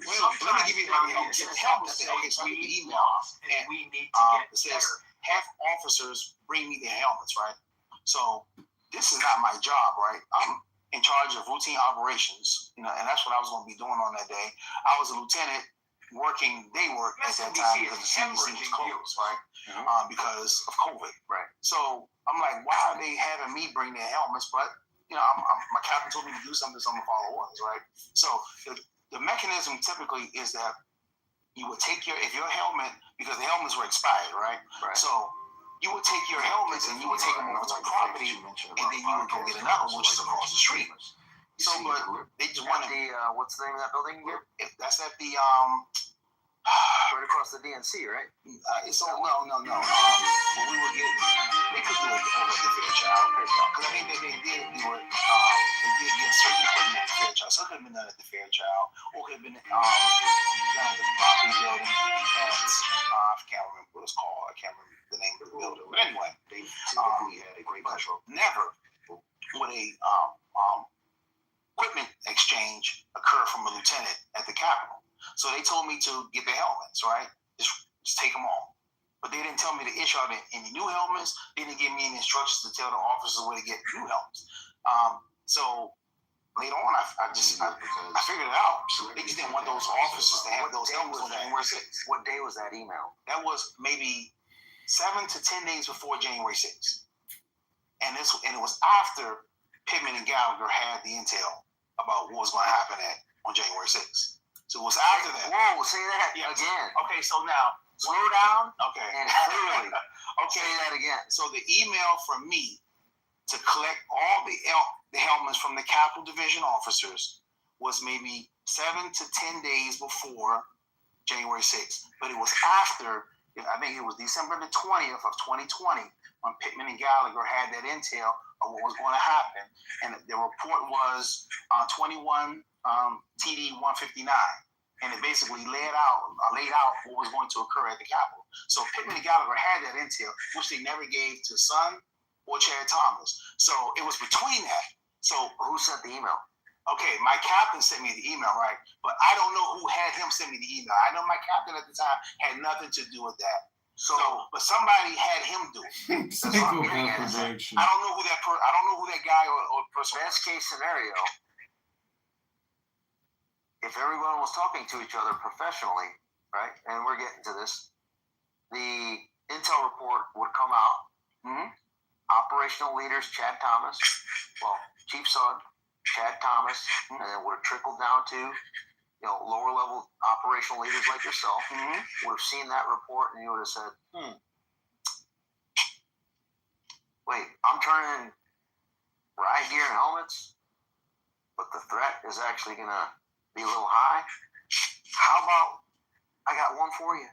Yeah. We keep them unless you have something better to protect us, right? Okay, so now this is my thing. Okay, so then I think we had new helmets. They just didn't issue out. I'll have to go ask some of my sources. I do have some. I can ask that question. It'd be nice to find out which individual sent out the order email to take the helmet. Yes. And then whether or not who they communicated with in the time frame from the Intel TD 159 coming out. Yes. If they received that report, correct, and read that report, yes. Now it's getting into malicious of there's something weird going on here. And you know why they would have done it? Okay, so now this is the thing. Those helmets were expired, so that's why they wanted to take me to take the helmets. So now, let's say for argument's sake, it's going to be Armageddon on Capitol grounds on January 6th. Right. Now, if an officer gets hurt, right, with an expired helmet on, the Capitol Police will be liable for that. But if you take the helmet and he just gets hit over the head, he doesn't have a helmet. When we took the helmets back, we didn't know anything was going to happen that day. And we take the helmet. So it's liability for the Capitol Police is lower if you take the helmet versus letting the officer get hurt with an expired helmet on. But if you ask me, TK Johnson is going to want to have the expired helmet on because if I get hit in the head with something, I'm safer with that expired helmet on than having no helmet. But the liability is on the department if you take the helmets. Because what you don't want is Armageddon is happening outside and officers run and grab their expired helmets and they put them on and they get hurt. From personal experience, a bald man like myself, if I were to even have a hat, I would prefer to have a hat on than no hat at all. Correct. As I headbutt a corner of a shelf. Yes. Because if my hat is on, it's going to hurt, but it's not going to shred my entire scalp off. Correct. Without my hat, you're going to see a nice laceration throughout the entire scalp. I would much rather have a expired to the tune of 200 years. 100 years. That helmet, then no helmet at all. That helmet could have been created in 1776. Christopher Columbus could have brought that helmet over on the Union of the Penny. I would have worn that helmet regardless than having no helmet at all. But you can't agree? Yes. But you don't want the officers running back to their they hear everything's going on outside and they go to their lockers and they grab an expired helmet and put it on. Yeah. So I think that somebody was looking out for the liability of the department and they didn't care what happened to that officer. You think liability and risk rests with usually the general counsel would have to have a little bit of role in the decision making. Would that be a fair statement? Yes. And that his name is Tad DeBias. Tad DeBias. Well, you said his name. You said his name. So yeah, Thomas Aquinas DeBias is his full name, Mm-hmm. and he does live in Washington D.C. And that would fall under potentially jurisdiction of U.S. Attorney Ed Martin, if he's listening. I don't think he follows me. So let's go back. So Dania Knoll, he still didn't finish about her. You know you want to say something. I do. I got a lot to say. So, but now I'm gonna say a little bit about the Ninu. But I want to go back to this. So I've been doing this fighting for justice for, I'm in my third year now, right? And I realized what's most effective, right, is to focus. Because when I first came out, I was talking about Dania, I was talking about Pittman, then I was talking about Gallagher, then Manger, then Julie Farm. So I'm all over the place, right? No, we're wrapping it up in a bonnet here. But the thing is, like, so me doing that, right? So people don't know who to focus on, right? So I was like, my job, right, is to help them focus, right? And the priority right now is the modern day Lex Luthor, and that's Sean Gallagher. That's the focus right now, and I'm not trying to take my focus off of him. Okay. He is and I'm telling you, this guy is the modern day Lex Luthor. This guy can't get arrested. This guy can't be charged. This guy can commit felonies. This guy he stole money. He's committed forgery. There's nothing this guy can do. Let's pause right there. Mm-hmm. And after the break, we'll talk in detail about I love Sean Gallagher. I want to talk about Sean Gallagher. Let's do it. All right. All right. Let's do it. All right, we're back with TK Johnson, former, for now, lieutenant. I call him promotable. You're supposed to be promoted by now, right, to captain? I think I would have made captain if I was still there. TK Johnson. For those that don't know how to pronounce, it's pronounced Tarek Johnson. Perfect. Not Tariq. But he's too polite. It's Tarek. Yeah. So, tell us. Sean Gallagher. Let's roll. So, Sean Gallagher. So, like I said, he is the modern day Lex Luthor. For those that don't know who Lex Luthor is, come on, everybody has to. What about your 15-year-old? Everybody's seen Superman before, but I don't know if any 15-year-olds watching this though. I got a son. He's not gonna watch this interview. I promise you. You're just trying to call your son can give a damn about Sean Gallagher. Oh, but guess what? His dad sure wants to know a little bit about Sean Gallagher. Okay, so So just thinking about Sean Gallagher. So Steve Baker, who's an investigative reporter, he works at Blaze now. Yeah. And he wrote an incredible article now. And I want to get the credit for this because I put him in contact with the people to help them get the information for that article. I figured. Yeah, and I want Sean Gallagher to know it was me. Say that louder. It was me, Sean. But anyway, so they wrote it. So they outlined Sean Gallagher stealing thousands of dollars and committing forgery, and to the point where he even used different colored ink pens when he committed his forgery. And he had people also, he was signing off on there so they could get the money as well. So he's committing crimes left and right, federal crimes, right? Felonies, forgery, and nothing happened to him. So it goes back to what we were saying, hypothetically, that if the head of dignitary protection, wasn't he Sean Gallagher? He was a captain there at the time. So Sean Gallagher, what years headed up dignitary protection? He was a captain. So now this is the funny part. So how this comes full circle. Oh yeah. So conversation. So I think he was stealing the money from 2013 to 2015. I think that's the time period he was stealing the money. So they found out around 2015, right? Who's they? So it was a lady. Her name, she was a sergeant. Her name was Rhoda Henderson, and I can say her name because she didn't care about going on record, right? She found it, outlined it, and she retired first because you don't report Sean Gallagher and still think you're going to work there, right? So she waited, filed her retirement papers, right, and then After she filed her retirement papers, then she went and turned everything in. I think she sent it to the U.S. Attorney's Office. I don't know. I know This she gave it to 2015. Like 2015. So I will have to go back. I'll have to call her and ask her. Okay. I don't know who she gave it to, but anyway, the Capitol Police was aware of it. Now they got to investigate now. So now who would be doing the investigation? He was a captain at the time. So it was.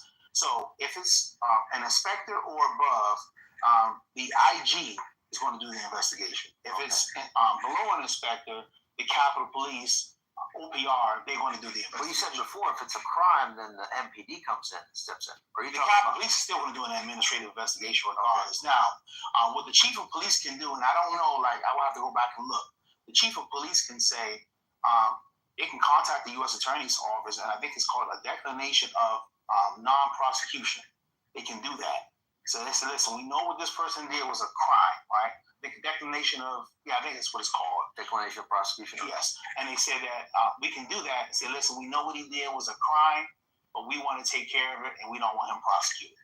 So that can take him off the criminal, right? But the thing is, who would make that recommendation? The chief of police would make that recommendation. And the chief, I mean, hypothetically again, as you're saying this to me for the first time, I'm thinking, the reason... I never told you about this before? No, I'm just saying that the reason or reasons why the chief of Capitol Police would decline to prosecute one of its fellow officers is because that fellow officer may have dirt on the Capitol Police chief themselves. Correct. He could. Especially in the unit that Sean Gallagher was a captain of. Yeah, Sean Gallagher. Dignitary protection. He was a captain. He was Mike. I was there with him. He was my captain. So he would know... So as the captain, if you're running that division, right? Mm-hmm. What access to information do you have? Just like everything. Give me some categories of everything. If anything happens with any member of Congress, when he could be away, he could be in town, and the DPD agent is going to let Sean. He knows everything about all 9 of those. He knows everything about everybody. And their families. Everything. And all their dirt. He knows and so he's got blackmail. Sean Gallagher would have all the information, and the chief of police would know it.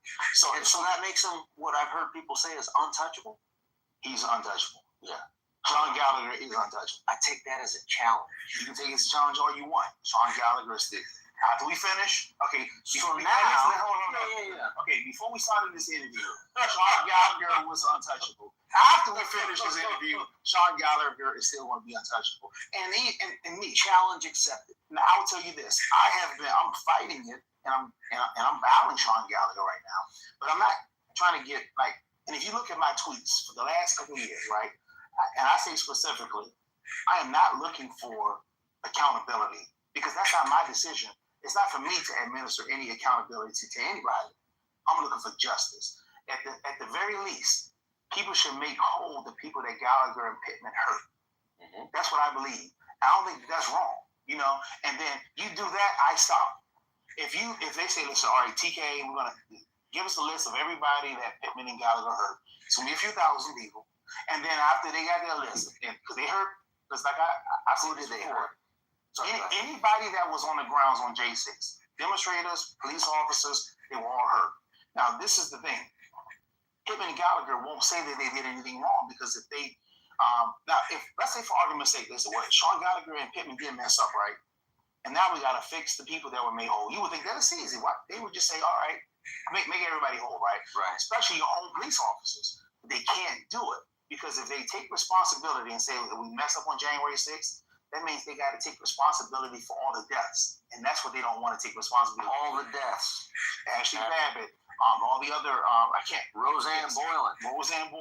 Benjamin Phillips. Yes, Benjamin Phillips. Kevin Greason. And then the following day. And you forget. Brian Sicknick. The following day. I say, now, this is an argument that not you and I was on the scene when Brian Sicknick, immediately after he went down, I was on the scene. I was there. I was on the scene. I watched him. And if you listen to me on the radio that day, I talked all day on the radio. I couldn't even speak on the radio when I saw Brian go down. I listened to the whole 5 hours and 40 minutes of it. Yes. I think it was. And I was talking all day on the radio. So if anybody you were the only leader exhibiting maximum confidence, textbook, calm, communications the entire day? I'm excellent at handling emergencies. I've always been that. So that's what impressed me the most. Like when I listened to your radio comms, that I told you this when we first started talking. You did. That impressed me. Yeah, and thank you. I appreciate that. Coming from you, high level, military man. It makes me feel good. And I don't have any military experience. Textbook. But I am good in handling emergencies. I've had personal emergencies. I grew up in not a good area, and I had to deal with stuff. So God didn't give me many times, but He gave me the talent to handle emergencies. So anyway, so what did I leave off at? Gallagher. Who did he hurt? Okay, yeah. So now, if everyone that was on Brian Sicknick, I was on Brian Sicknick. So I was there. I watched him. His soul left his body. What January 6th? What time was that? It might have been around. It could have been. It was that evening. It was after everything had calmed down. The National Guard was there, and it might have been. It could have been 6 or 7 p.m. But here's what's confusing about Brian Sicknick. My research. I didn't know this. So you had firsthand. I was right there. I was right there. What people that invest, most of society still thinks, to include judges, to include juries in D.C., think that Brian Sicknick. They were told that Brian Sicknick was murdered by a fire extinguisher. No, basically. That's one option. Yes. For people like me that researched it without knowing that component of knowing, we haven't talked about this Brian Sicknick component of it before. I read the coroner's report, and it says that he died of natural causes, and it was a blood clot in his brain. Yes. But it said nothing about any fire extinguisher. It said nothing about any things related to January 6th. That's from the coroner's report. Now, if you were to watch the news, it was all related to January 6th. But you saw him in person. Can you describe? I was right there. And I was on my radio, and I couldn't even speak because I was watching him. He was gone on the 6th, no question about that. And I don't believe he was murdered by a demonstrator. The coroner already ruled that out, so he was not murdered by any. I think what happened to Brian Sicknick died. I think, the stress of that day affected him, but I believe that the person responsible for that, were Pittman and Gallagher. And that's what they don't want out. So I think step us through. Like I follow your logic behind that. Step us in detail through for somebody that's just hearing for the first time. How do you connect you seeing him being checked out and describe what that means to you, being checked out, to then stepping into putting blame to Pittman and Gallagher, who that day were. Pittman was the Protective Services Bureau. Yeah, she was Bureau chief, assistant captain police, and then the deputy was Sean Gallagher. The deputy was Sean Gallagher. Step us through that. They had the intel. Had they given the information to Chief Son and Chad Thomas? Chief Son was running around trying to get National Guard days before January 6th. So, had he had the intel, right? Let's say, for argument's sake, right? Because Pittman tried to, when she did her interview, right? Her testimony, she tried to downplay the intelligence, right? She can't, because she says that our posture would not have changed even if if they had the intelligence. That's what she said. I don't know if you remember this. You should go back and look. Okay. So my question to her would be, how would you know? You're not operations. Right. Your job is so you can read the minds of Son and Chad Thomas. So exactly. Yeah. So she had to say that. She had to dumb down the importance of the intelligence, because if you raise the importance of the intelligence, now it's her fault. Well, she can testify to whatever about those individuals that were just fired by her, because they don't have the ability to respond because one's under an NDA, right? Chad Thomas. But throw that out the window. I want you to follow me on this part. Really follow me on this part. She has to dumb down the importance of the intelligence, because she knows she didn't give it to anybody, right? So she could say, if we did have it, or if we didn't have, if they had the intelligence, it wouldn't have changed their posture. That you throw that out of the window. You minimize its importance completely. Because let's say it finds out later, then she could say, well, I already told you it wouldn't have changed our posture. She can't say that because, number one, she wasn't in operations. She's a Protective Services Bureau. She has very little. I don't know if Pittman had any operational field experience. So how can you say that it wouldn't have changed the posture of operations when you're the Protective Service Bureau commander. You can't say it. That's number one. Number two, she does now because she's over at Berkeley. And she saw what happened over there. She's doing a great job over there at Berkeley, right? Yeah. So anyway, so stay with me on this. Stay with me because I don't want the audience to get distracted. Okay. So now, number two, this is the big one. Stephen's son was trying to get National Guard support, right? So let's say the intelligence is all bullshit.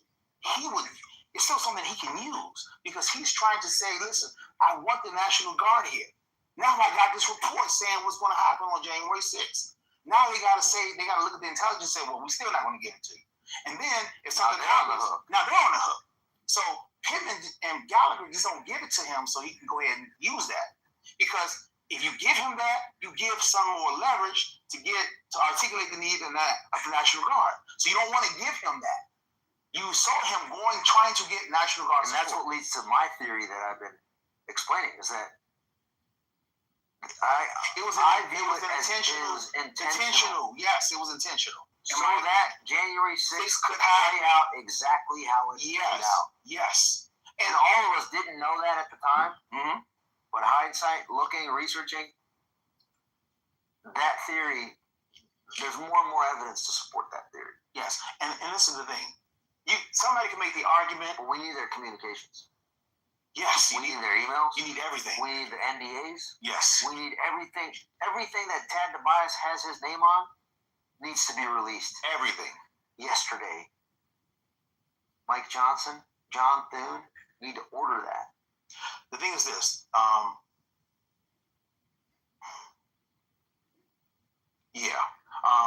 So how I get possible now. This okay.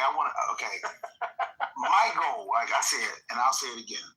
I'm not trying to embarrass any Congress members. I'm not looking for any accountability. Let's just say, do you know stuff about members of Congress, generally speaking, that would be very embarrassing to them? I didn't work. I worked for me particularly. I don't know. I know. Do you know of people telling you stuff when they worked? I don't. Yeah. A shift. Yes. On dignity. Yes, I do know that. Firsthand, no, because I wasn't. But from them, people that you know and trust, like, hey, take it, man. Yes. Bro, this one time, I was traveling so and so. I do. This person, this member of Congress, this whatever. I do. Man. Yes, I do. Something like that. I know people. Yes, I do know people who told me once. Yeah. So and more. Doesn't. But my thing is this: I have there's no benefit to me to try to hurt any member of Congress, and I'm not even saying things are illegal. Right. Those are small. It could just be embarrassing. Yeah, those are small issues. Yes. The big thing is this. Like I said, and I'll say it again. I'm not fighting for accountability. I think that the people you were hurt, I was hurt. The January 6th whistleblowers who haven't spoken out, they were hurt. I think people need to be fixed. That's what I'm fighting for. You fix this, you fix the people that were hurt, I go away. You don't want to fix it, then I'm going to keep speaking out. That's just my position. That's what I'm going to do. I could care less. My job is not accountability. I want that. I want what you want. You want accountability. With a little bit of cherry on top. You want accountability. And everybody's different. I'm not saying that you're wrong. With the letter R. Yeah. Retribution. I know. Yeah. Secretary Retribution. I know who you are. Yeah. But like I said, for me, I'm not that because when it comes to retribution, accountability, whatever it is, I just want punishment for wrongs committed. So let me just listen. Let me break this down to you. Punishment. I'm gonna see if you can follow this. And I know you're intelligent, so you can, right? In addition to restoring those that were injured. When corruption is at a level 4, right? Who do you go to for accountability and justice? You go to the 5, right? Yeah. Because he can administer. Let's say corruption is at a level, and it's on a scale of 1 to 10, right? Let's say the corruption is on a scale of, of 1 to 10. The corruption is at a level 7. Who do you go for? Yeah, you go to number 8. Yeah. On a scale of 1 to 10, right? Yeah. If the corruption is at a level 10 and there's no 11, who do you go to for justice and accountability? The people. No one. And that's the issue we have here, right? Well, no, I get it. And the answer is no one. The answer is no one. So now, but I refuse to say something cannot be done. No. Something can be done. So, and this is where I'm going. This is what most people are going to agree with you and do nothing about it. No. That's why you're pushing. I'm not saying not to do anything for it. That motivates me even more. But let me take on your challenges on Sean Gallagher. Yes. Yeah. So now this is what I'm trying to do, right?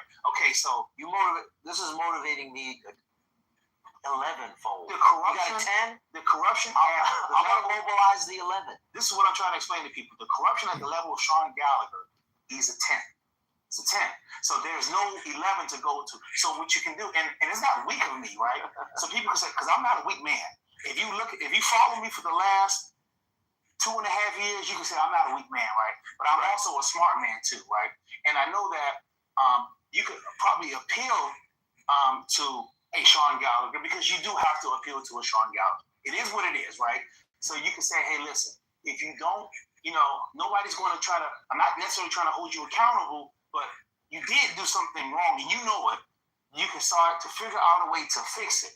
So I contacted the Capitol Police recently and I said, listen, so now I don't know if you read that tweet that I sent yesterday, right? I sent the big tweet out yesterday, right? I haven't read okay, it. So you should, I'll forward it to you, right? I sent it out, right?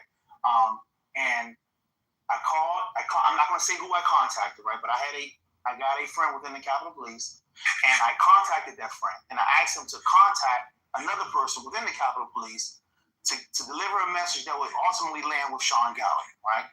And that said, listen, that most of the damage that occurred from the whistleblowers, right, were as a direct result of Manger.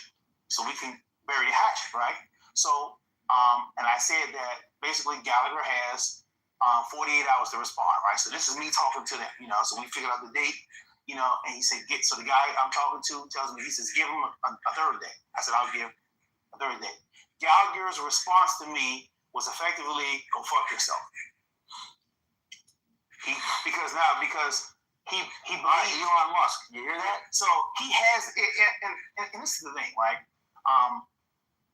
The answer is this. He's at a level 10. Mm-hmm. So my goal was to appeal to see if he would say, listen, all right, we already know that I've done some stuff here, but let me see if I can fix the people that were hurt. Now, if you fix the whistleblowers that were hurt, right, then you can begin to fix some of because of the information, they got hurt because they went to, I don't know if you know about all this, but let me go ahead and tell you. I know this interview is going way longer than we thought, but you guys need to hear this. Mm-hmm. So, I got all day.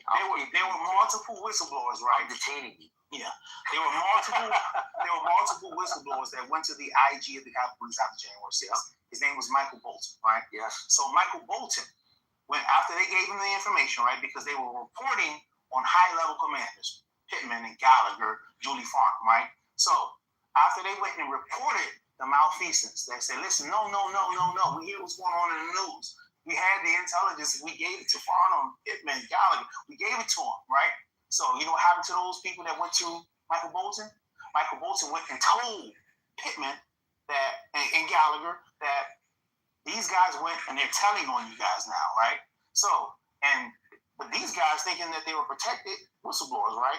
And then Michael Bolton goes basically and says that you never asked for anonymity. But you don't have to ask for that, right? And then you bring in a Manger, and Manger says, hold, let's kill all this. The Capitol Police aren't even under the Whistleblower Protection Act because we have our own policies and procedures that protect them. So that's when Manger came and they brought Manger in for that. Because Michael Bolton screwed those whistleblowers because they went and told them, and then Michael Bolton went and told Pittman, then he resigned because he knew what he did was wrong, so and they were going to catch up to him at a certain point.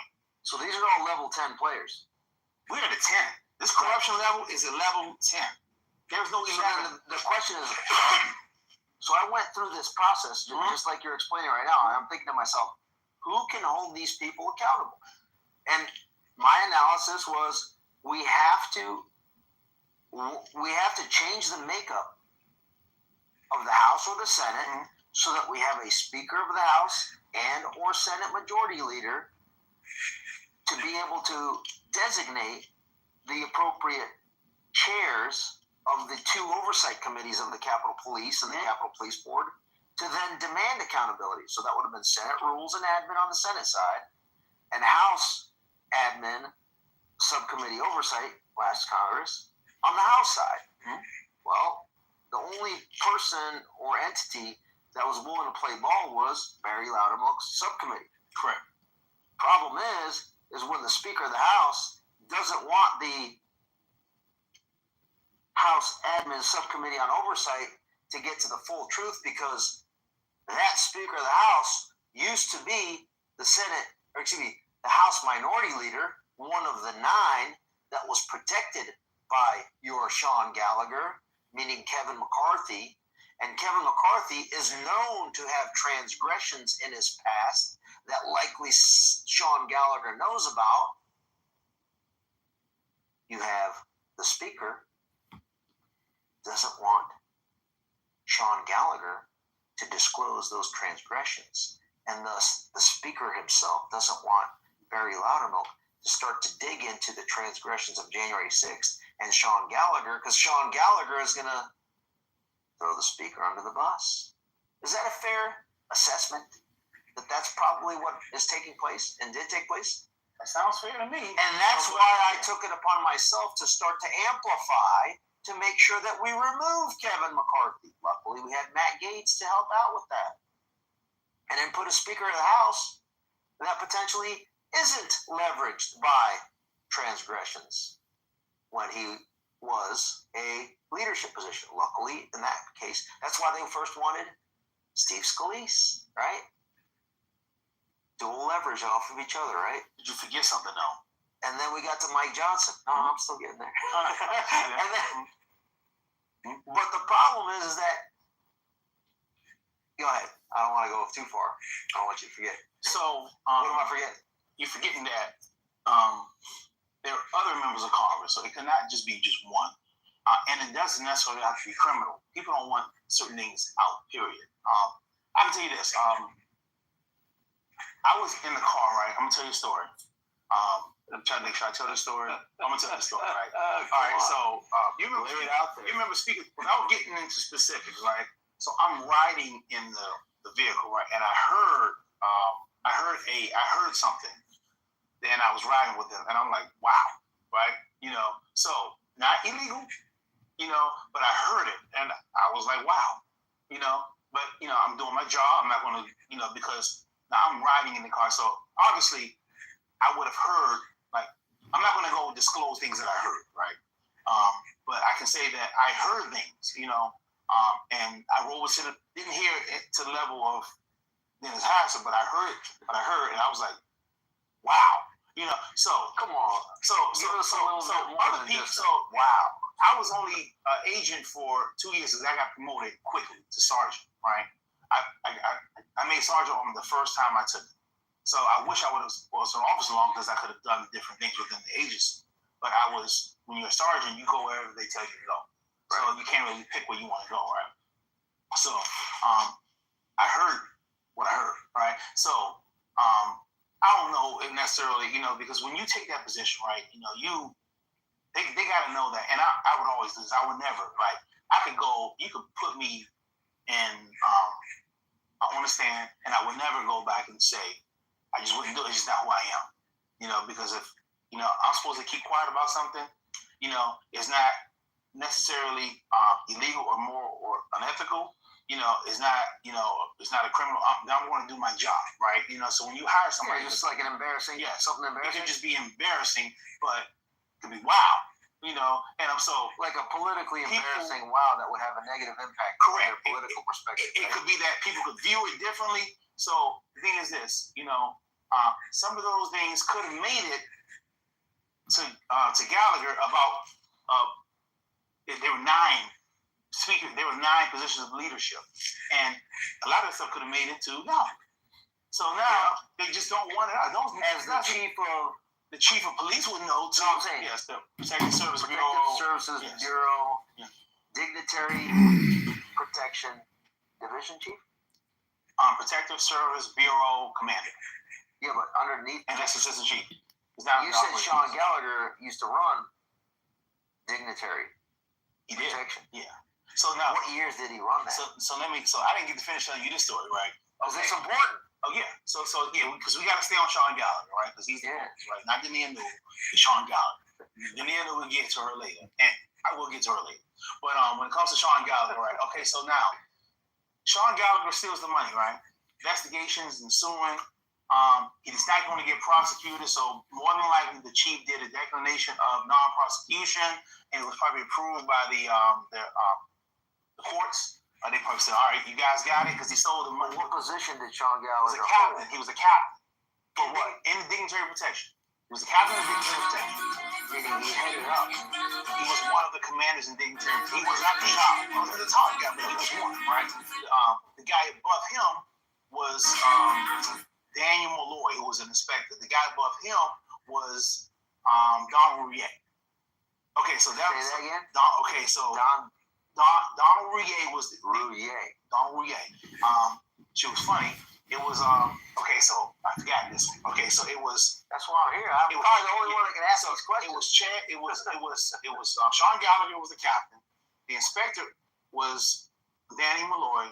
The deputy chief was, I believe, it was Chad Thomas. Heard his name again. He got promoted later on. And then the chief was Donald Rouillet. So that was the hierarchy, right? That was the chain of command. Yes, yes. So that was the chain of command, right? And then you had the assistant chief, and then you had the chief of police, right? But that was the command of DPD, right? Dignitary protection. Sean Gallagher was the captain. Then you go to Danny Malloy. Then you go to Chad Thomas, who was the deputy, and then you go to Donald Rouillet. So that was the hierarchy, right?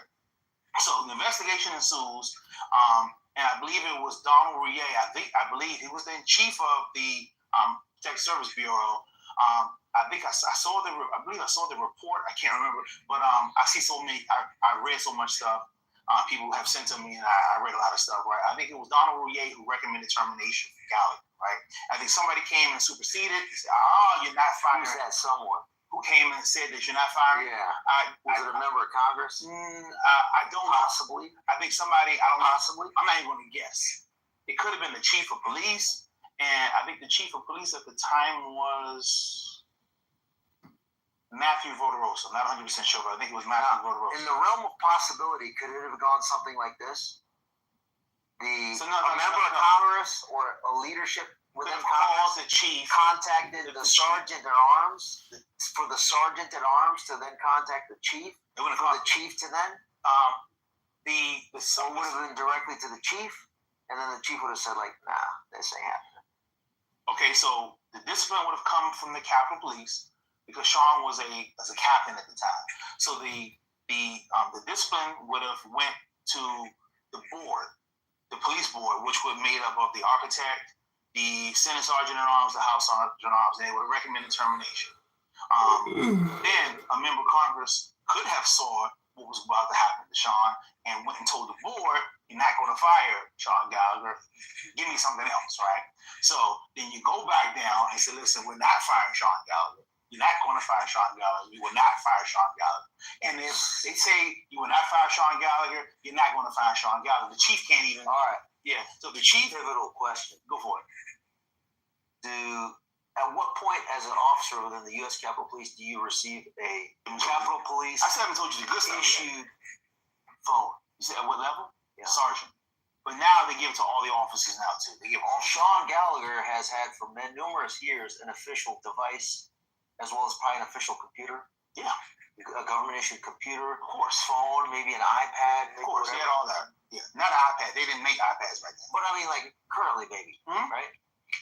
Would it be nice? And it's issued to the individual officer, right? It is. Property book has all that. That's correct. You can go back and look and take a look. Property book, which devices he's had. Correct. And then Doge can go in and take a look, right? Elon's team. And kind of look through it and using a little bit of AI determine what transgressions are on those devices. I don't know. Can Doge come in the Congress and that particular branch and do that in the legislature? If Elon and President Trump say, "Hey, Mike Johnson, you need to let us do this," I don't think so. I say because if Mike Johnson doesn't want to investigate January 6th, they wouldn't let them come in there and Doge the Capitol Police. But you don't. What if Elon Musk says, "Hey, Mike Johnson, see this? I own Twitter. and I have just as much evidence of transgressions of you and your staff. You want to deal with this, or you want me to look at the following and keep you out of it? I think while we look into Sean Gallagher, I think President Trump would get so much pressure from Congress, Republicans in Congress, not to do that. Just if Speaker Mike Johnson does not want to dive into January 6th, it's a reason why. And if you're a whistleblower / someone with access that works at AT&T, Verizon, T-Mobile, Sprint, or other carriers that could potentially capture these packets of information being transmitted, that would be a vector to potentially obtain this information, right? I don't think by the U.S. attorney. I don't know if they can do that. Yeah, I'm just throwing out some ideas, Fred, Mario. Yeah. I would say this. And if there was foreign communications between those members of Congress or Sean Gallagher, it would be within the purview of, I don't know, the Director of National Intelligence. I wouldn't know. Or through a FISA process. That's above my pay grade. At the FBI Director level, Mr. Patel? You already know me. I'm just throwing out ideas for if anybody that's listening in and fixing the people that maybe has access to any of these people that I'm mentioning to get to accountability. I'm not looking for accountability. No, I'm looking for justice. All right, I'm making some noises here for my side. You fix the aggrieved people January 6th to include both sides of this, demonstrated, because Ashley Babbitt, at some point, she's about to be made. The family, she can't be made. She's gone. But I think that Judicial Watch, they're going to. I think at some point they're going to settle. The Cowboys are going to settle, and they're going to pay Ashley Babbitt. But Ashley Babbitt was not the only person that agreed on January 6th. Everybody that died, officers were hurt on January 6th. Demonstrators were hurt on them. Mentally. So before we go there, sorry, because I want to talk about that, but I didn't let you finish like 3 times now. You never want to. Okay, so let me finish with the stuff. Okay, so now we're goes up. Gallagher getting fired is off the table. So now you got a discipline challenge accepted. Okay. So now, so the word basically came down. Gallagher is not. The recommendation I heard was termination for Gallagher. Oh, back then. Okay. Yeah, I heard the recommendation was termination. Somebody squashed it. Don't know where. Don't know who. Don't know how. If anybody listening in knows, please let Tarek or myself know. So now with evidence. So now Gallagher and it was also decided he would not be prosecuted. So now. So Gallagher was a captain at the time, right? So now you still got to do something to him, right? So you give him a 535, which is the highest discipline you can give somebody, right? What's a 535? A 535 is discipline saying that you did something that could be, it's basically a terminable offense, but we're going to give you the highest discipline, and he got a 15-day suspension. It's the same thing I got for wearing the MAGA hat, right? So, and I'll talk about that later. For wearing the MAGA hat because you didn't have a helmet. I got the same. And you were protecting your head. I got the same discipline Sean Gallagher did for wearing. I wore a MAGA hat, right? I got a 15-day suspension to 535. Gallagher steals $10,000-$20,000, right? And he commits forgery, and we get the same discipline. But anyway, it doesn't matter. So anyway, yeah. So I wonder what they do to you now if you wore like a Twitter hat. So anyway, like a year suspension. So anyway, so Sean Gallagher. So they give him the highest discipline they can give him, right? So now a 535 stays in your personnel jacket on your division for 3 years, right? So basically, you can't get promoted for 3 years after you get that in your jacket, right? So they had to do something, Sean. Right. Okay, so almost 3 years exactly. Okay, so then they move him to the Capital Division, right? They don't demote him. They just move him to the Capital Division. He should have got demoted for that, right? He should have been fired, or at the very least demoted. But you move, now he's in charge of the Capital Division, right? It's a criminal felonious act. I mean, there's no... Yes. Okay. But it's Sean Gallagher. That's jail time right there. Not for Sean Gallagher. So anyway, so you move Sean Gallagher to the Capitol, right? Okay, so now he's there for the Capitol for 3 years. He can't get promoted to inspector for 3 years, if he can even get it, right? So now you got to send a message, right, to the whistleblowers, right, who reported Sean Gallagher that you don't report Sean Gallagher, right? So they waited exactly almost to the day, 3 years, and they promoted him to inspector, right? And they put him back over the same unit. They took him out of the Capitol and put him back in charge of the same unit where he sold the money. What message do you think that sends? The problem is no one outside the Capitol knows that this is going on. No one. Did you know that? I just heard it for the first time right now. So you promoted him, right? You waited exactly 3 years, right? And it's funny because him and I got promoted on the same day. I got promoted to lieutenant. He got promoted to inspector, right? I saw him at the Capitol. We congratulated each other and everything, right? 2018. So he got promoted almost 3 years to the day. So they waited until this discipline could come out so they could promote him. They could have probably promoted an inspector that needed inspector. They probably backdated the promotion. No, they didn't do that. And then paid him. But they wanted to make sure For the difference. he had the spot, right? Who's they?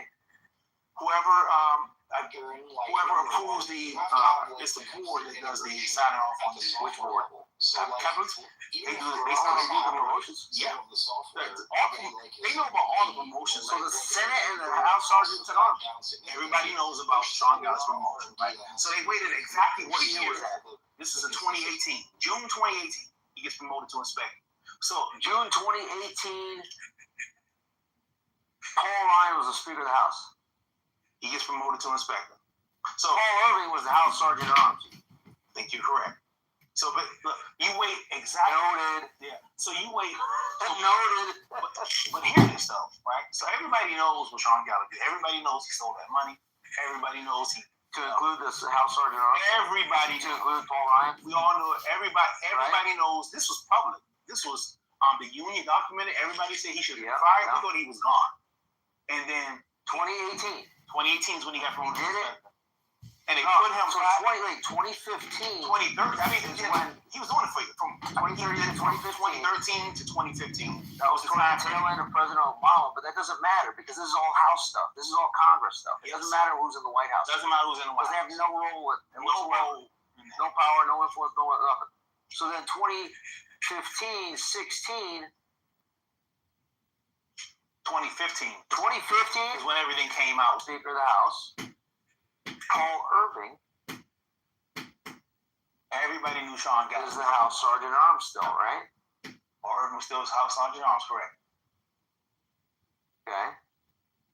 Pretty sure it was Paul Irving. Could have been the other. Was it Living Good? I think it was Paul Irving.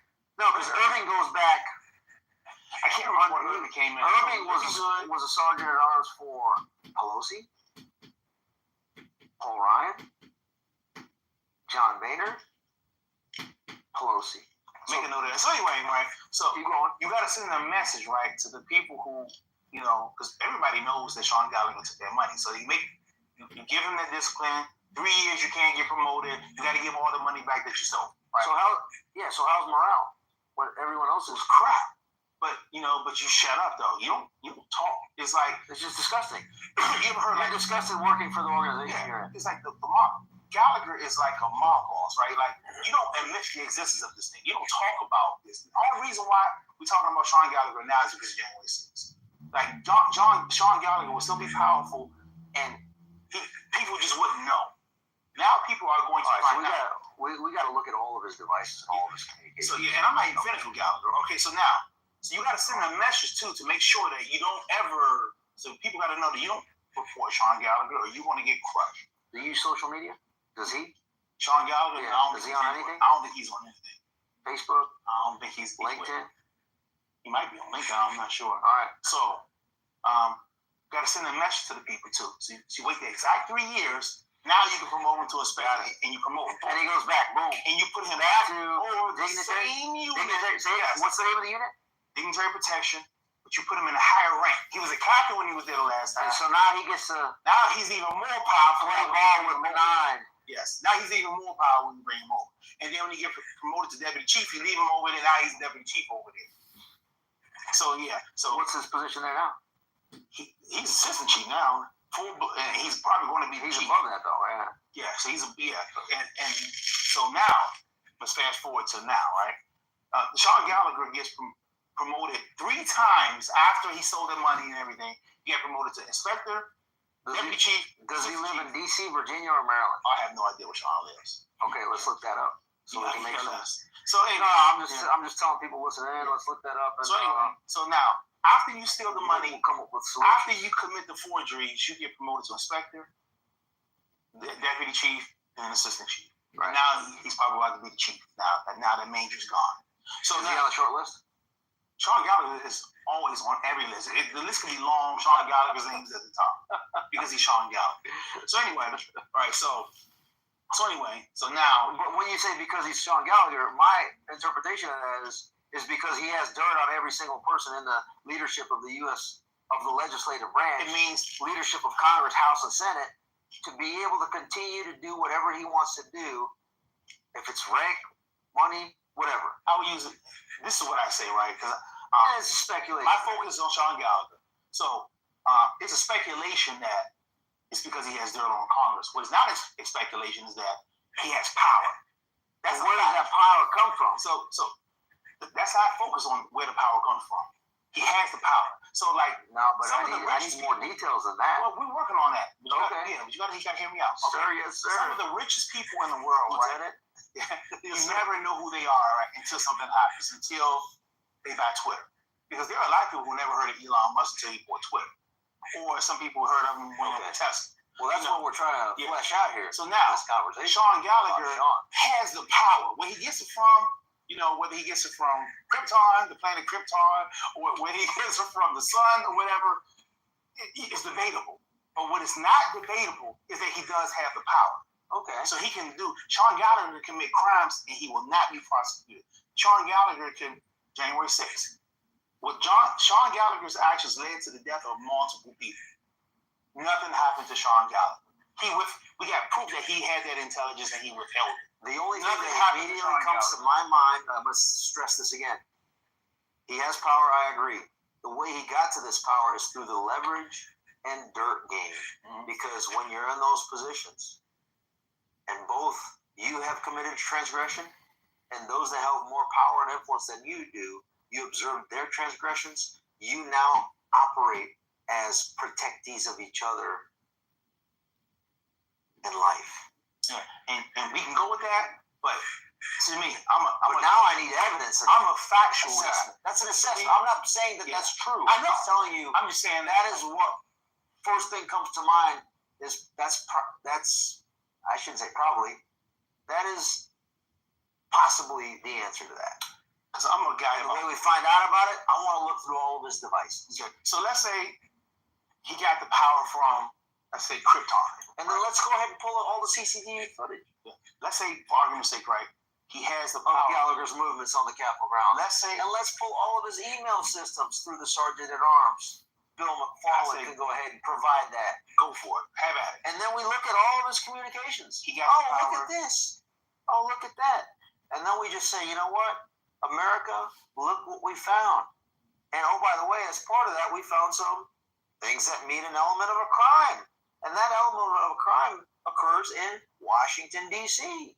And that then goes to the U.S. Attorney's Office in the District of Columbia, Ed Martin again. And if Mr. Gallagher lives in Virginia, then we can say, hey, Jason Miyares, the Attorney General of Virginia, you might want to look at this criminal activity. Or, depending on where that occurred, we might have some allies to address that. Yeah, but his criminal acts have probably, statute of limitations have probably run out on those criminal acts. So now, January 6th, fast forward to January 6th, people won't even admit that it was him that withheld that intel. He won't say, he testified, I think, once, and that was about, I think, the pipe bombs. But, Sean Gallagher has never been grilled. He's never been. Should we invite him to do a public interview? I would say, yeah.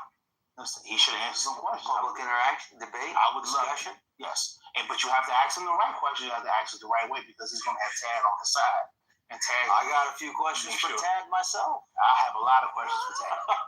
A few thousand. But the whole thing is this. So now he gets put over the way he gets put over at. Then he gets promoted, to, inspector, deputy chief, assistant chief. And now, let's talk about Sean Gallagher. Let's fast forward to now. Sean Gallagher has messed up lately. So now, Sean Gallagher, you know what he's in charge of now? He's the Operations Bureau Commander.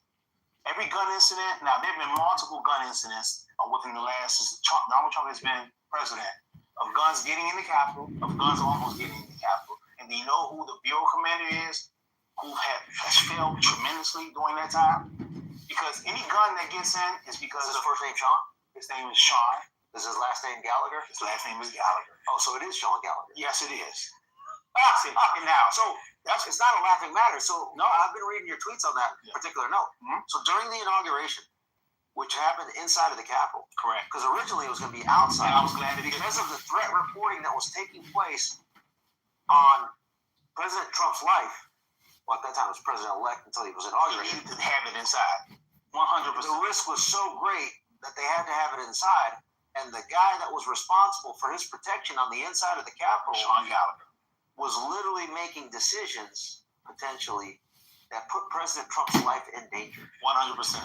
and at risk. 100%. So, President Trump, if you're listening in, Secret Service, if you're listening in, Elon Musk, if you're listening in, and anyone else that cares about our constitutional republic remaining stable with a stable presidency, might want to scrutinize every single step, move, breath, blink, and swallow of saliva of Mr. Sean Gallagher to see whether or not he poses a risk Okay, now, to the nation let's say for and argument's the sake, president. let's say, Is that about right? let me explain it this way. Let's say for argument's sake, right, that everything I've been saying is right. And Sean Gallagher really did withhold that intel. Sean Gallagher really did need he was part of a system that retaliated against anybody that said anything that would be favorable to President Trump. Because January 6th was an insurrection, and these people said that, hold on. There's some information that you guys don't know, and then Sean Gallagher helped crush those people. So now, because these people try to say, hey, listen, I know that the narrative is that January 6th was an insurrection led by Donald Trump, sending people down to the Capitol. So then you have whistleblowers, multiple whistleblowers, who say, no, hold up. We told them what was going to happen. It wasn't an insurrection. It was this, it was this, it was that. And then Sean Gallagher said, you're not going to talk about that. And we're going to crush you guys. And Sean Gallagher, Pittman, what I'm hearing, it was really just, it was, for the most part, it was, if it was under Pittman, it began, but it was Manger was the one who took the lead, but Gallagher was there, and Gallagher was helping. So it was to crush the whistleblowers, right? So now, if you really investigate January 6th and these whistleblowers, because you haven't heard from any the intel whistleblowers, and they're the big ones, even more so than I am, right? I know some stuff, but the whistleblowers can talk about the intelligence directly. What specifically they gave to Sean Gallagher. So now, Sean Gallagher has a vested interest, right? And Donald Trump not ordering, let's say for argument's sake, Donald Trump says, you know what? I want an investigation of January 6th, right? Because if it was Kamala Harris had became president, January 6th is done. Everybody else in jail would still be in jail. So more people, they would have tripped. Oh, yeah. Everyone else would have been. I might have been in jail. We would have shared cells together. Yes. So the thing is this. So now let's say for argument's sake, right? If President Trump wakes up one day, right, he's like, you know what? Because Speaker Johnson already said he wants it to be done. And is that because Sean Gallagher's pressure and influence is over that? I don't know. Mike Johnson? Possibly. Yes, I would love that. Mike Johnson will have to explain that, right? But let's say President Trump says, you know what? If he does this tomorrow, he says, I want an investigation of January 6th. Now, the person that protects President Trump, because when the President Trump comes into the Capitol, he belongs to Sean Gallagher. Yeah, so now, that's what I was getting at earlier. His level of protection. Same thing with the vice president. Yes. His level of protection is up to Sean Gallagher. So now, the person that... Because the Secret Service are allowed in there by the Capitol Police. Secret Service and the president, like any outside law enforcement entity into the Capitol has to get approved and synchronized and coordinated with the Capitol Police, right? Yes, but it's to include the President of the United States. Yes, but it's not even that. Because the Secret Service cannot protect President Trump when he's in the Capitol. It's the Capitol Police. This is why. Because we man all the entrances to all the doors. And Secret Service don't have the manpower to have officers at each one searching each bag. Yeah, so if you want to basically say, you know what? Oh, President Trump's in the Capitol. Everyone's authorized leave. Go home. Yes. And then, oh, by the way, don't screen anyone. have everybody come into the Capitol, or and then yeah, click clack. Oh, whoopsie, not my bad. He's gonna say, right? That wasn't not my bad. That was crazy. Exactly. So you create the vulnerability. The person who has a for the objective that you're trying to create. The person, just like January 6th. Or you create the atmosphere where another person, because all you do where the risk becomes, because it turns into 100%. If people look at television, right, and they see there were 3 times somebody made it into the Capitol with a gun, right? 3 times, and then one person, and then one day on the actual inauguration day, they got the guy, right? And the issue was, because I know there was some confusion, but on the actual State of the Union Day, the person did not get in with a gun. They got him at the entrance, right? Yeah, because the first time was the inauguration indoors. Second was the State of the Union. Yeah, but it was another day when somebody got in, I think, through the CBC, and they got in. But anyway, but the big one, the days that Trump was there, right? So he was there on January 20th, right? But let me talk about the March 4th incident on the day of the State of the Union. So the issue wasn't that, they got the guy when he came in, they saw the gun, they got him, they got everything on that day. The issue was when they arrested the guy, right, and they took him back to process, and he was like, what is the big deal about this? I brought the gun in yesterday. So he brought the gun in on the 3rd, right? So people say, well, it wasn't on inauguration day. If a person brings a gun into the Capitol, right, let's say somebody, but now this is a staffer who was not trying to commit any harm. The issue is that the problem is that under Sean Gallagher, people could view the Capitol as a soft target.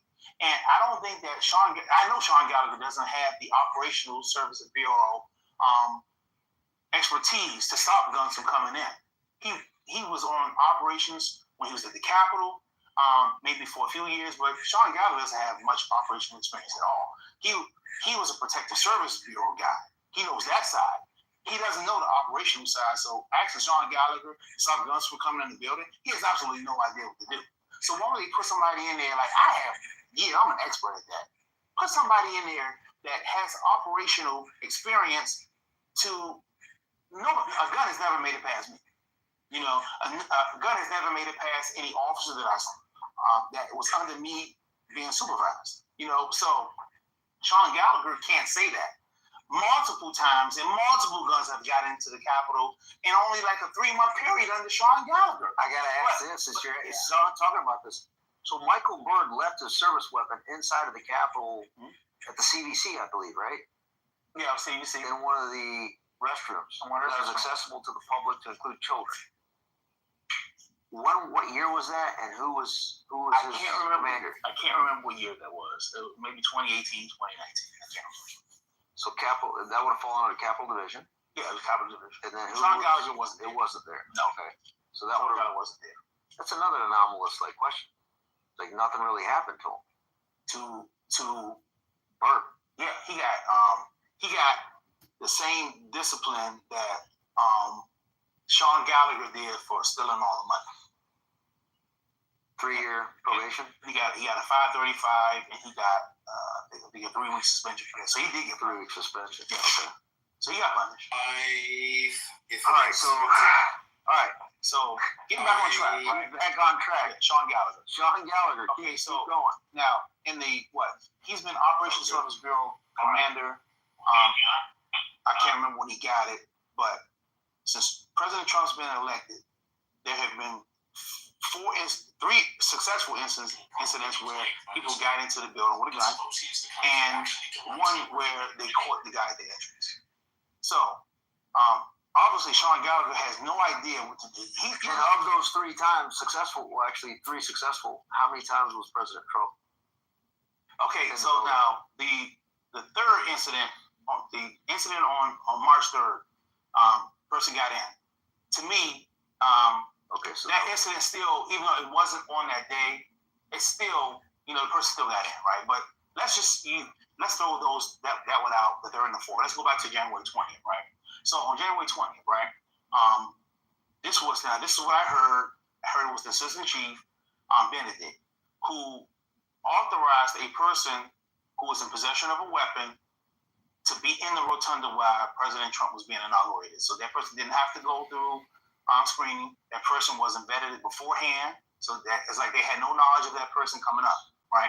This is still on the Gallagher. It was the Assistant Chief that brought him in. In a protective role. This person was Nick was that was authorized. He was the Protective Service Bureau commander, but the person that he brought in, I'm hearing, was a personal friend of his or a relative or something.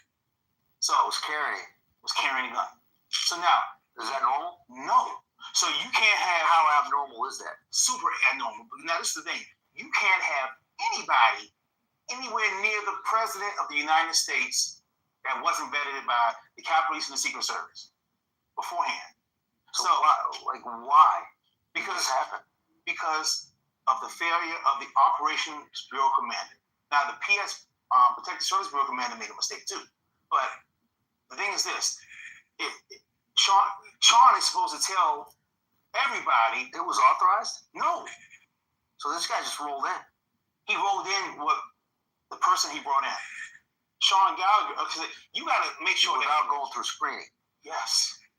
And placed it. And then I heard the person went to Statuary Hall for the presidential luncheon after. So it sounds like, to me, as a layperson, the president's life is in danger every time he steps foot into the Capitol. While Sean Gallagher is in charge. Because this is the thing.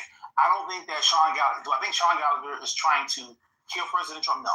Do I think that Sean Gallagher has any regard for President Trump's life? I don't. I think that if Trump died or was killed, then Sean Gallagher could say, I don't have to worry about any investigation at this point.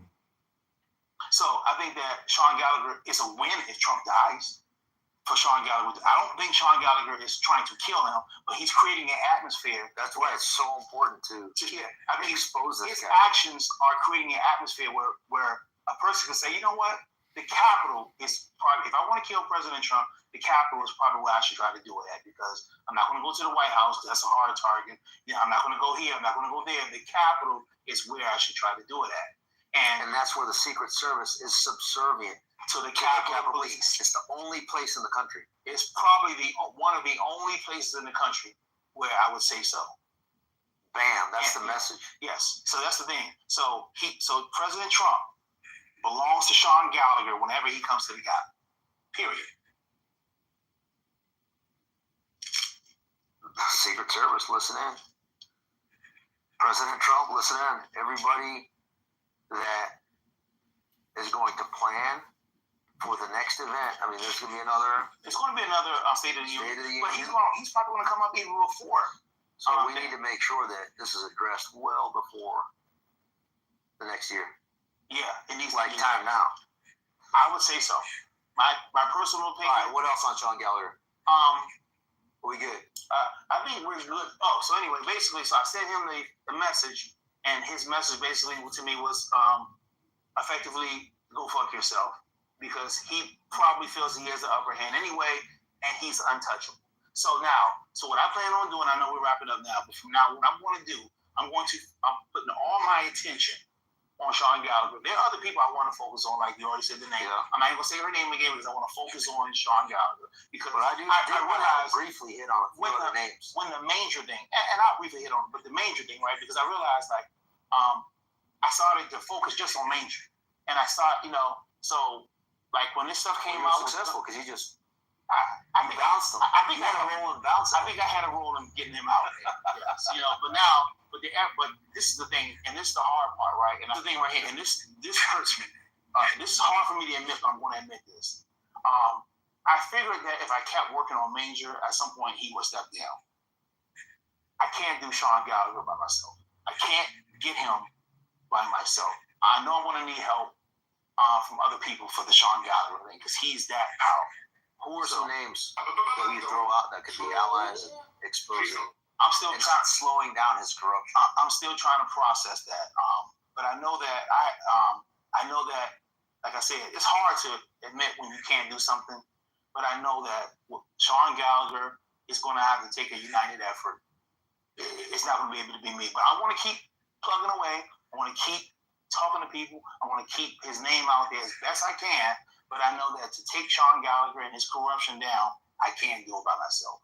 All right, you heard that, folks. So Sean Gallagher, SEAN, last name is GALLAGHER, if I'm not mistaken. That's correct. I've seen it a few times.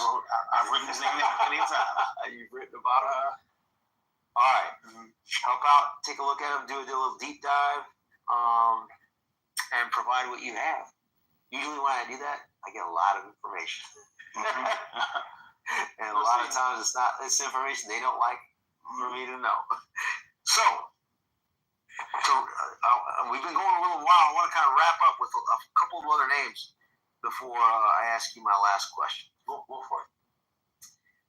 Dania Newell. Anything we need to know about her? As it relates to this corruption? Dania Newell was, she may have had something to do with the setup, but she might not have. I know she was part of the cover-up, and I want to focus on her at a later time. Julie Farnham? I think she was part of the setup and the cover-up. All right, so this leads me to January 6th, and then its subsequent cover-up. Akinil Ganel. Harry Dunn. And Michael Byrd. And I know you know all three of these people, so it's I get it, the difficulty, because depending on how long they serve, you probably know these people for probably over a decade. Yeah, and so there's a lot of history. So just as people are listening, keep that in mind. There's still that human. My position is this, but if we could just kind of focus only on the January 6th component. I'll talk about Ganel and since then. Ganel and Harry Dunn, with their testimony, etc. Yeah, they believe January 6th was one way. I believe it was another way. I've spoken to both of them at length. They're not hiding their feelings. They believe it was Trump. I believe I've spoken to the whistleblowers. They have not. Maybe people don't even believe that these whistleblowers exist. Maybe they believe I'm making it up. But you can go look at news articles and see that there were whistleblowers that went to Michael Bolton. There are articles out there. Their names are not on there, but they don't have the information that I do. And one thing I always say about anybody, I say everybody, with maybe the exception of Dania Newell, was agreed on, David Lazarus. I don't know if you know who David Lazarus is. That's another name. With the exception of David Lazarus and Dania Newell, my position is that everybody on the ground that day were agreed, to include Michael Byrd, to include Ganel, to include Harry Dunn. I still feel that way. So, and people get angry with me because I don't crush them, but then other people on police side get mad at me because I won't talk about the January 6th, right? Because if I believe everybody was set up on the ground, with the exception of with Newell and David Lazarus, how would I, other people are going to focus on what the January 6th people did as far as the violence. I know what happened that day. 4 years. I'm out of it. I don't have to. Why should I go and double down on what CNN is doing every day? Talking about how much everybody is a terrorist. If you're there, if you walk through the building or whatever, you're a terrorist. And that's how we cross paths, because we're trying to focus in on things that haven't been investigated. Yes. So if somebody else wants to focus on Ganel, Michael Byrd, then do it. If somebody wants to focus on that demonstrated mace an officer, I got gassed that day. My eyes still hurt to the day. I think my vision was impaired permanently because of what happened that day. I don't know who gassed me, but yes, I had multiple incidents in the film. If somebody could pull the film, you could see me. An officer came and grabbed me and doused my eyes with water. I don't know who the officer was even to the day, but everybody on the ground that day was agreed. So I'm focusing on the people who set it up. So people can, CNN, look at who did this. Same here. Yeah, other people you can focus on Ganel, Michael Byrd. So that's not what I'm doing. So I'm focusing on the setup and the cover. I'm focusing on the setup and for cover. me, part of the cover-up is when you're testifying, when you're perjuring yourself, like Lazarus, that was clear. He perjured himself. There is a trial later of where he was at and what he saw and observed, and then communicated that supposedly to Harry Dunn. Mm-hmm. The video doesn't support what he said at all. Lazarus' offense was so egregious. Like, it's typically, he said, well, I'm going to wait till the investigation. What Lazarus did was so bad, it's nothing you can even, you can't defend, it's nothing you can say. So that's why Lazarus is on a different. It's a culture, though, of deceit and corruption. when at the highest levels you have the Pittmans, the Gallaghers, Manger coming in to cover it up, right? Lazarus what was his rank? He was a special agent. He worked for Pelosi. So he was directly assigned from the dignitary to Pelosi. To Pelosi, right? Yes. That brings in another component. You didn't know that? I heard it. Yeah. But you now, you're a very credible individual. He was Pelosi. So now I know that that's a legitimate thing. Mm-hmm. Before I was like, people are writing about it on the internet. I'm like, I don't know if I trust it. Mm-hmm. You just told me it for the now we got to go into this. Mm-hmm. Talk to me. Lazarus did so bad. I mean, he literally put himself in a location in a different building when he wasn't there, and he actually Steve Baker laid it out perfectly. It totally discredits Steve Baker. Drop kicked him. It was a drop kick, and what David Lazarus did, he villainized the Capitol Police with his actions, and he made people hate the Capitol Police. And it discredits that alone. Discredits just like. Primarily 5 FBI agents discredit the entire institution based on what happened in 2016, 17, and some of the censorship.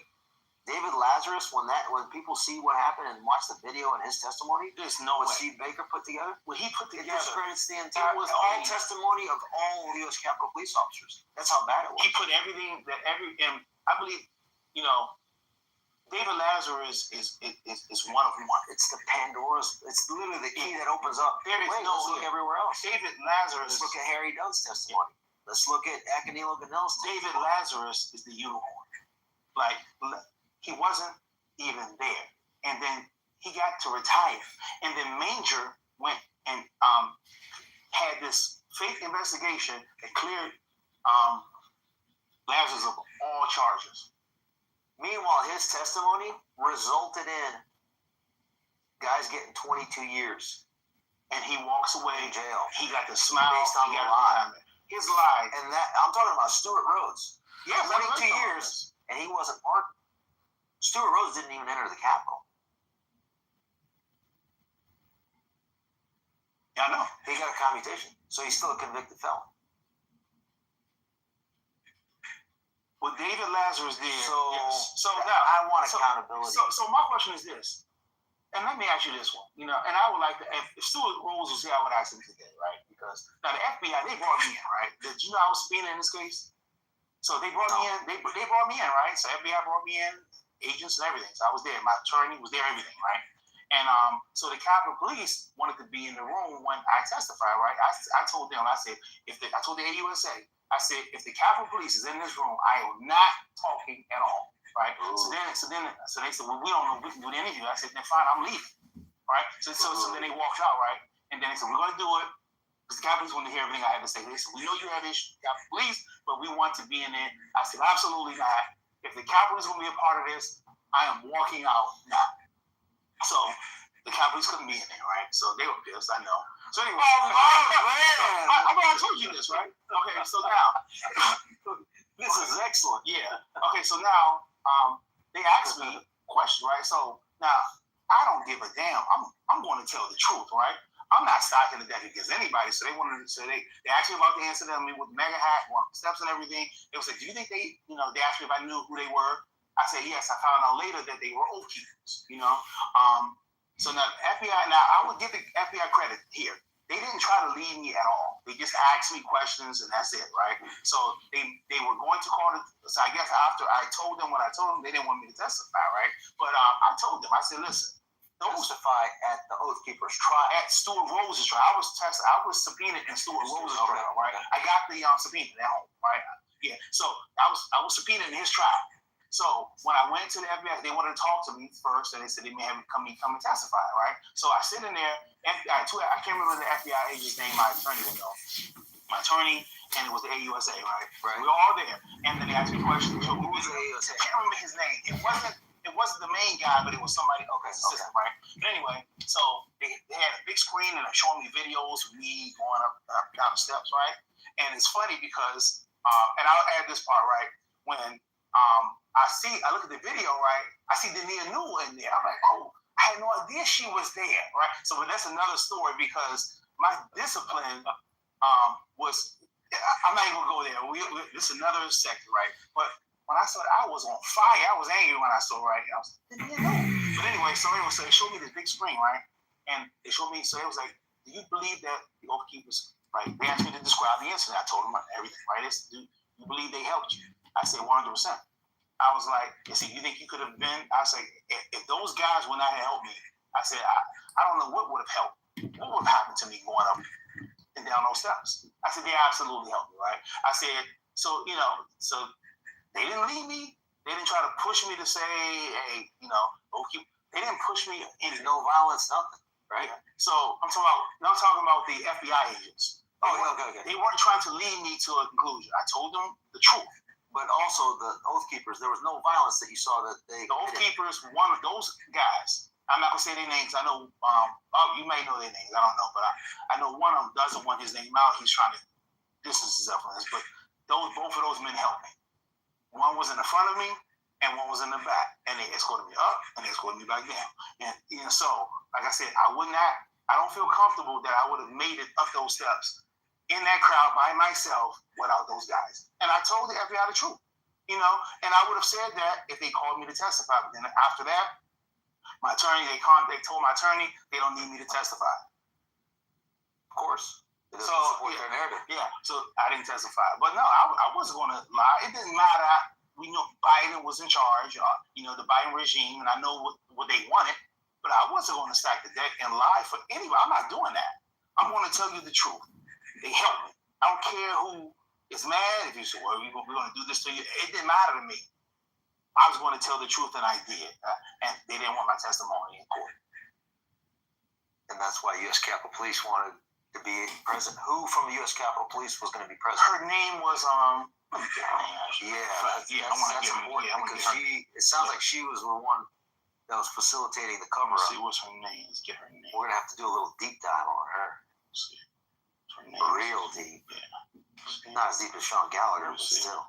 Yeah, I'm gonna get her name right now. And as you're pulling it up, the last one's gonna be Jennifer Hemingway, the new Senate Sergeant at Arms, former Director of Operations for Speaker Paul Ryan. What was the name of the U.S. Capitol Police officer that was there when you were that wanted to attend your interview with the FBI?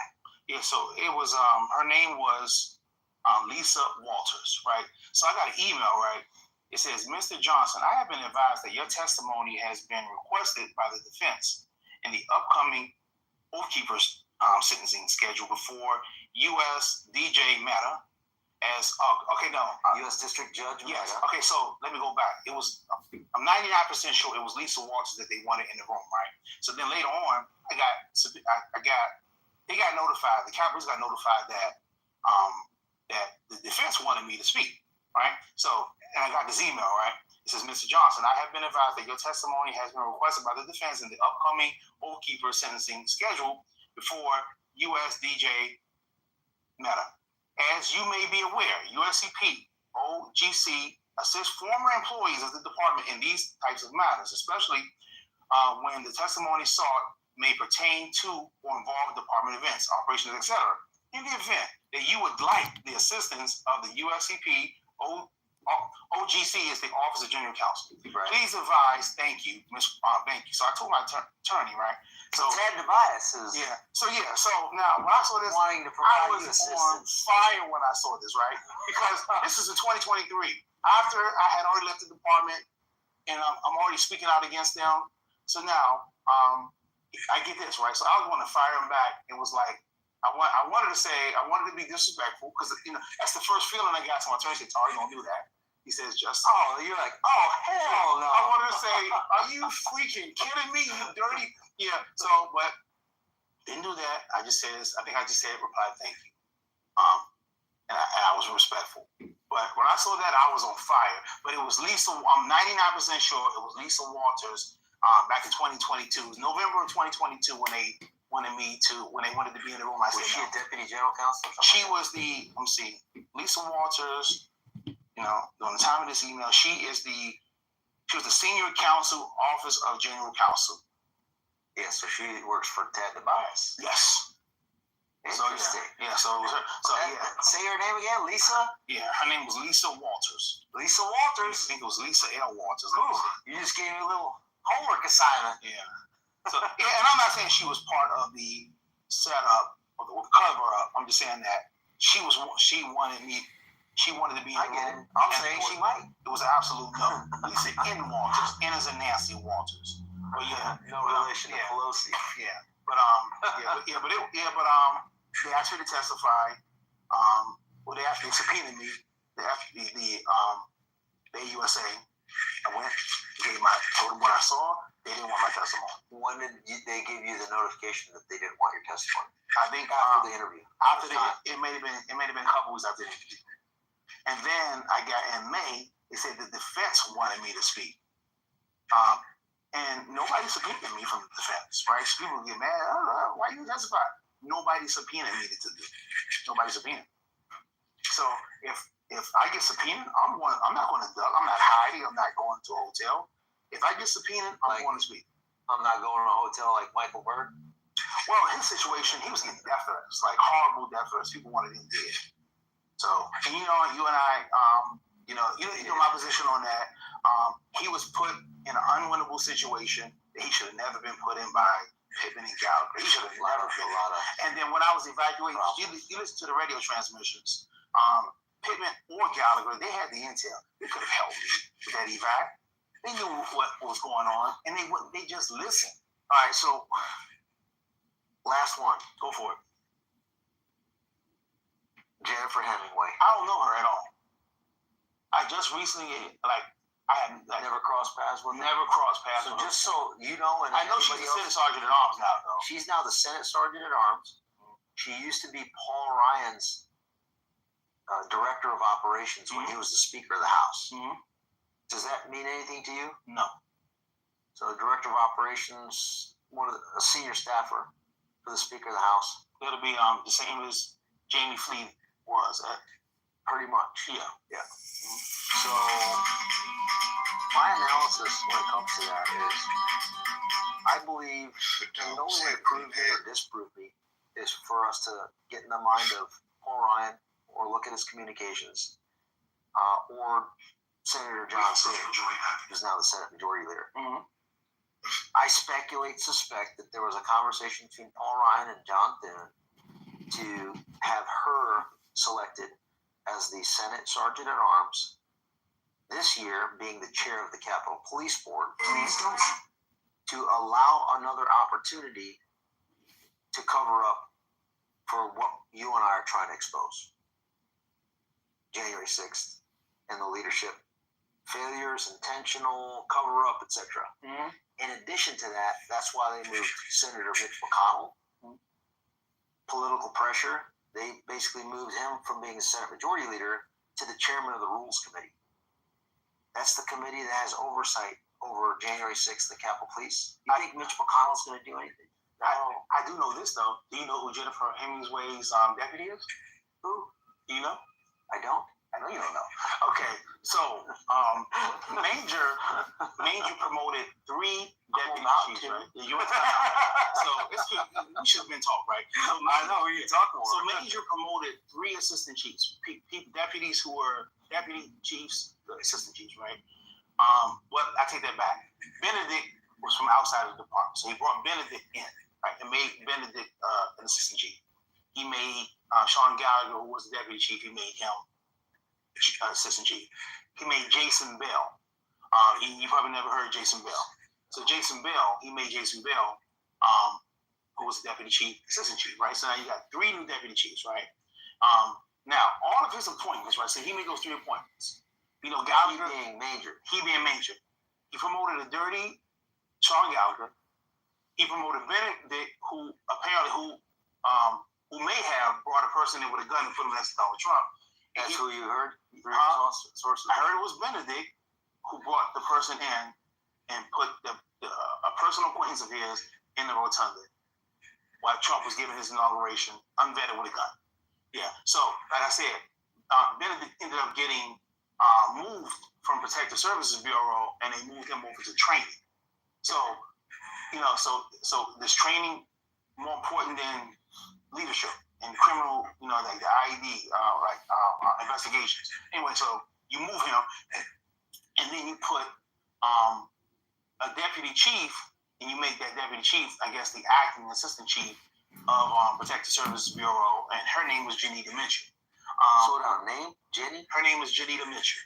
Janita Mitchell. Yes. And this is the thing. Janita Mitchell is super smart, very qualified, so I got no issues with that. But still, she's still a deputy. Hopefully she'll get promoted to inspector. Assistant. But right now, you move Benedict over. So the question is, why did you move Benedict? If they're trying to say that there's because the Capitol Police said the other day, there's no record of the gun incident in the rotunda when President Trump was speaking on his inauguration day, right? They didn't say it didn't happen. They said there was no record of it. Yes, it wasn't real. So I promise you, Ted Bias did this right here. So this is the issue. Why do you move Benedict then? And so then you move Benedict. And so now, why not suspend Benedict? So they already said there's an investigation underway. Why don't you suspend Benedict? Because you damn sure suspended the officer who let the gun in on the 3rd of March. But you don't suspend Benedict. And the officer, he accidentally missed the gun, which still is a problem. But Benedict purposely brought the person in the building, allegedly brought the person in the building and put him in there with Donald Trump. So now, but you don't suspend him. The reason why Manger didn't do that is because Manger was the one that hired Benedict, and it's an embarrassment to him to suspend somebody he brought in. He already got the corrupt Sean Gallagher and then Jason Bell. Okay, so, and I heard this pissed off Manger, right? Jason Bell barely waited till the ink dry on his resume before he applied to leave the department to work for Jennifer Hemingway as her deputy, Sergeant Arms. So all 3 of his deputy chiefs, assistant chiefs, have issues. Obviously, Jason Bell leaving, Benedict bringing the gun in, allegedly bringing the gun person in, and then Sean Gallagher, who's corrupt, can't keep guns out of the building. These are Manger's hires. This leads me to the last question. Go for it. But before I ask you the last question, is there anything else that you want to address that we haven't addressed yet? Ivan, we will be here for another 5 or 6 hours. This really high level. The high level number one thing is this, and I can say it all day long. I'm not fighting for. I know you're not gonna like this, but when the corruption is at a level 10, I'm not saying that justice or accountability can't be fought for. This goes into my last question. Then it sounds like. Okay, so let me bring it home. Perfect. Okay, let me ask it. Okay, so that we're clear. Okay, so I'll let you ask it, but you gotta let me answer it though. Go ahead. I will. Go ahead. Tit for tat. Chief of the U.S. Capitol Police, Tarek Johnson. What would you do as Chief of Capitol Police if you were designated as such tomorrow? Oh my gosh! In these categories, what personnel moves? Who would be relieved and investigated, and who would you replace them with? Well, I will tell you this: if they made me the Chief of the Capitol Police, anybody that was corrupt, because they already know I know who they are, right? Because it's a lot of names I haven't even said, right? They would resign. They would start transferring to different federal agencies. I wouldn't have to do anything but walk on my arms and just sit there. And then the notices would come in. People want to resign. People want to retire. And I would let them go. Because this is the thing. You want a chief, right? This is what you want to occur, right? Because as a chief, you have to look forward, right? You can't necessarily look back, right? You will probably have to put somebody in charge of that to do investigations or whatever, right? But you have to have a balance with your job, Congress. My thing would be, I would do what needs to be done to create justice for the people that were aggrieved. And that can come out of the Capitol Police. And the first thing you have to do is you have to say, hey, listen, something was wrong. Something happened here. Because if right now, Pittman and Gallagher are national heroes right now. So if they're national heroes, there's nothing for the government to fix because Capitol Police did their job perfectly on that day. But if they messed up before during and after January 6th, and it hurt officers and demonstrators, then you got to fix that. Right. So now the truth will come out, but also you can balance that with the expectations and the wants of the members of Congress, because at the end of the day, you want to make the department go forward. You want to make Congress happy, and you want to fix what was broken. That's what I would do. Who would you designate to investigate those? I wouldn't say the name here, but I have a good. Well, you already know. I know exactly who I would do. Yes, I know exactly who. And you already know who a general counsel replacement would be. I would find somebody that's Tad would definitely have to go, obviously. No way. But no. We agree on a lot. Yeah, we agree on that. Yes. You're one of very few people I agree with a lot. Yes, I know exactly what I would do in every leg, and I could, do it to where you're not pissing off Congress, and you're taking care of the people that were agreed on January 6th, and you're making the department go forward.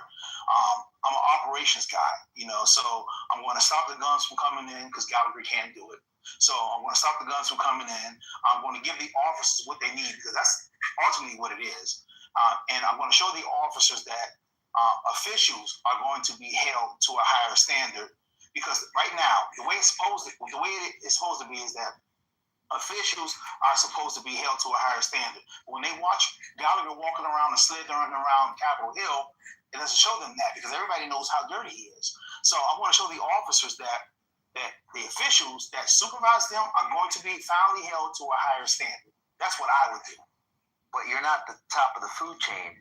To finish off this last question, who would be your ideal House Sergeant at Arms, Senate Sergeant at Arms, Speaker of the House, and Senate Majority Leader? I would have to think about and architect of the Capitol. I'm gonna take away the Senate Majority Leader. I'm not dealing with anything with Congress. That's the members who of you Congress. report to, though, as a Capitol Police. I'm gonna report to whoever has the position. But the Sergeant at Arms for the Senate and the House, not you said the Majority Leader. Okay, we'll just do You meant the Senate Sergeant. We'll just do 3 of the 5 that I mentioned. So the architect and then the 2 sergeants at arms. I think who would be your ideal number one draft pick? Son would be. I would say he could take either the Senate or the House sergeant at arms position, whatever one he wanted. So another person I like to think who. I like to think about the second one, the Son for sure, because Son has a grip and understanding of the politics more now than he did when he was chief, and he has institutional knowledge of the position of chief. So he would be useful there. So I would put Son as one of those people. The other one, I don't know how to think about. And as far as if I was chief, I know what I would do. You would have to find out what happened. Not necessarily look for accountability, but you would have to fix what was broken. People need to know the truth so they can have trust in the department again, because a lot of people don't trust them. Okay. And do you have any other recommendations for Barry Loudermilk? I'll say just him keep doing what he's doing. I know there's so much he can do if he's getting pushed back, but like for me, like Congress, I try not to be critical of Congress. Like I'll jump all over Liz Cheney and the other guy. Thanks to Brad Davey. Yes. Yeah, I love him. I beat them up on X all the time. Because if you're a former congressman, you're game. You're fair game. But if you're a current congressman, because I don't want to piss them off, because pissing them off doesn't help the cause. So I try to stay away from that. I try to focus on. I don't play by that rule. I try. Yeah, you don't. I do. I focus on. I don't discriminate. Yeah, you don't at all. I'm gonna focus on Gallagher. So Gallagher is my number one focus. Can't do it by myself, so I'm gonna keep talking. Hoping some people want to join the fight. Tarek Johnson, patriot, American hero. Thank you. You're gonna go down as a very consequential figure. You have so far, and I think it's only going to amplify. And honestly, I could care less about any of that. I'm ready to be done with this, but I can't leave this fight until it's finished. Because and I had some personal conversations, and I was angry sometimes, and I wanted to say, forget this. This is bull crap. But I can't get out. I can't leave. I'm here. I detained you. Yes. Good talk. I appreciate you. Absolutely, brother. Fantastic. It was good. It was very good. And are you aware that the United States Capitol Police's General Counsel Tobias, in a transcribed interview, has attempted to invoke attorney-client privilege? Yes or no? Yes. And if yes, did you instruct him to do so? No. Okay. Notwithstanding the fact that attorney-client privilege does not apply, in my opinion, in this case, because this is a legislative branch investigating a legislative branch entity, common law, established practice, and the Congressional Oversight Manual stand for the proposition that there is no attorney-client privilege in such cases. And notwithstanding that this committee or Congress might be the client as opposed to you in your official capacity, if you are in fact the client, would you waive the attorney-client privilege between you and lawyer Tobias? Yes or no? I trust his judgment on the attorney-client, the use of the attorney-client privilege. Do you understand that? I don't think it is your privilege, but if it is, it's not his privilege, it's your privilege. The lawyer doesn't have that privilege. You do. If it is, in fact, your privilege, would you be willing to waive it? I would take my attorney's advice. Well, it's a privilege. It belongs to you. It doesn't belong to your attorney. I understand that. So if he's giving you advice on that, that would be a conflict of interest for him. Do you understand that? You would need to get separate counsel for that. I deal with my general counsel all the time on these issues, and I trusted his advice. All right. I understand you trust his advice, but this is specific between you and he, and therefore he would have a conflict in advising you on this. I suggest you get separate counsel for that. TK Johnson. they have the seriously officially plan the developer biological weapon. The only one goal is take down. We're back with more changes at DOD.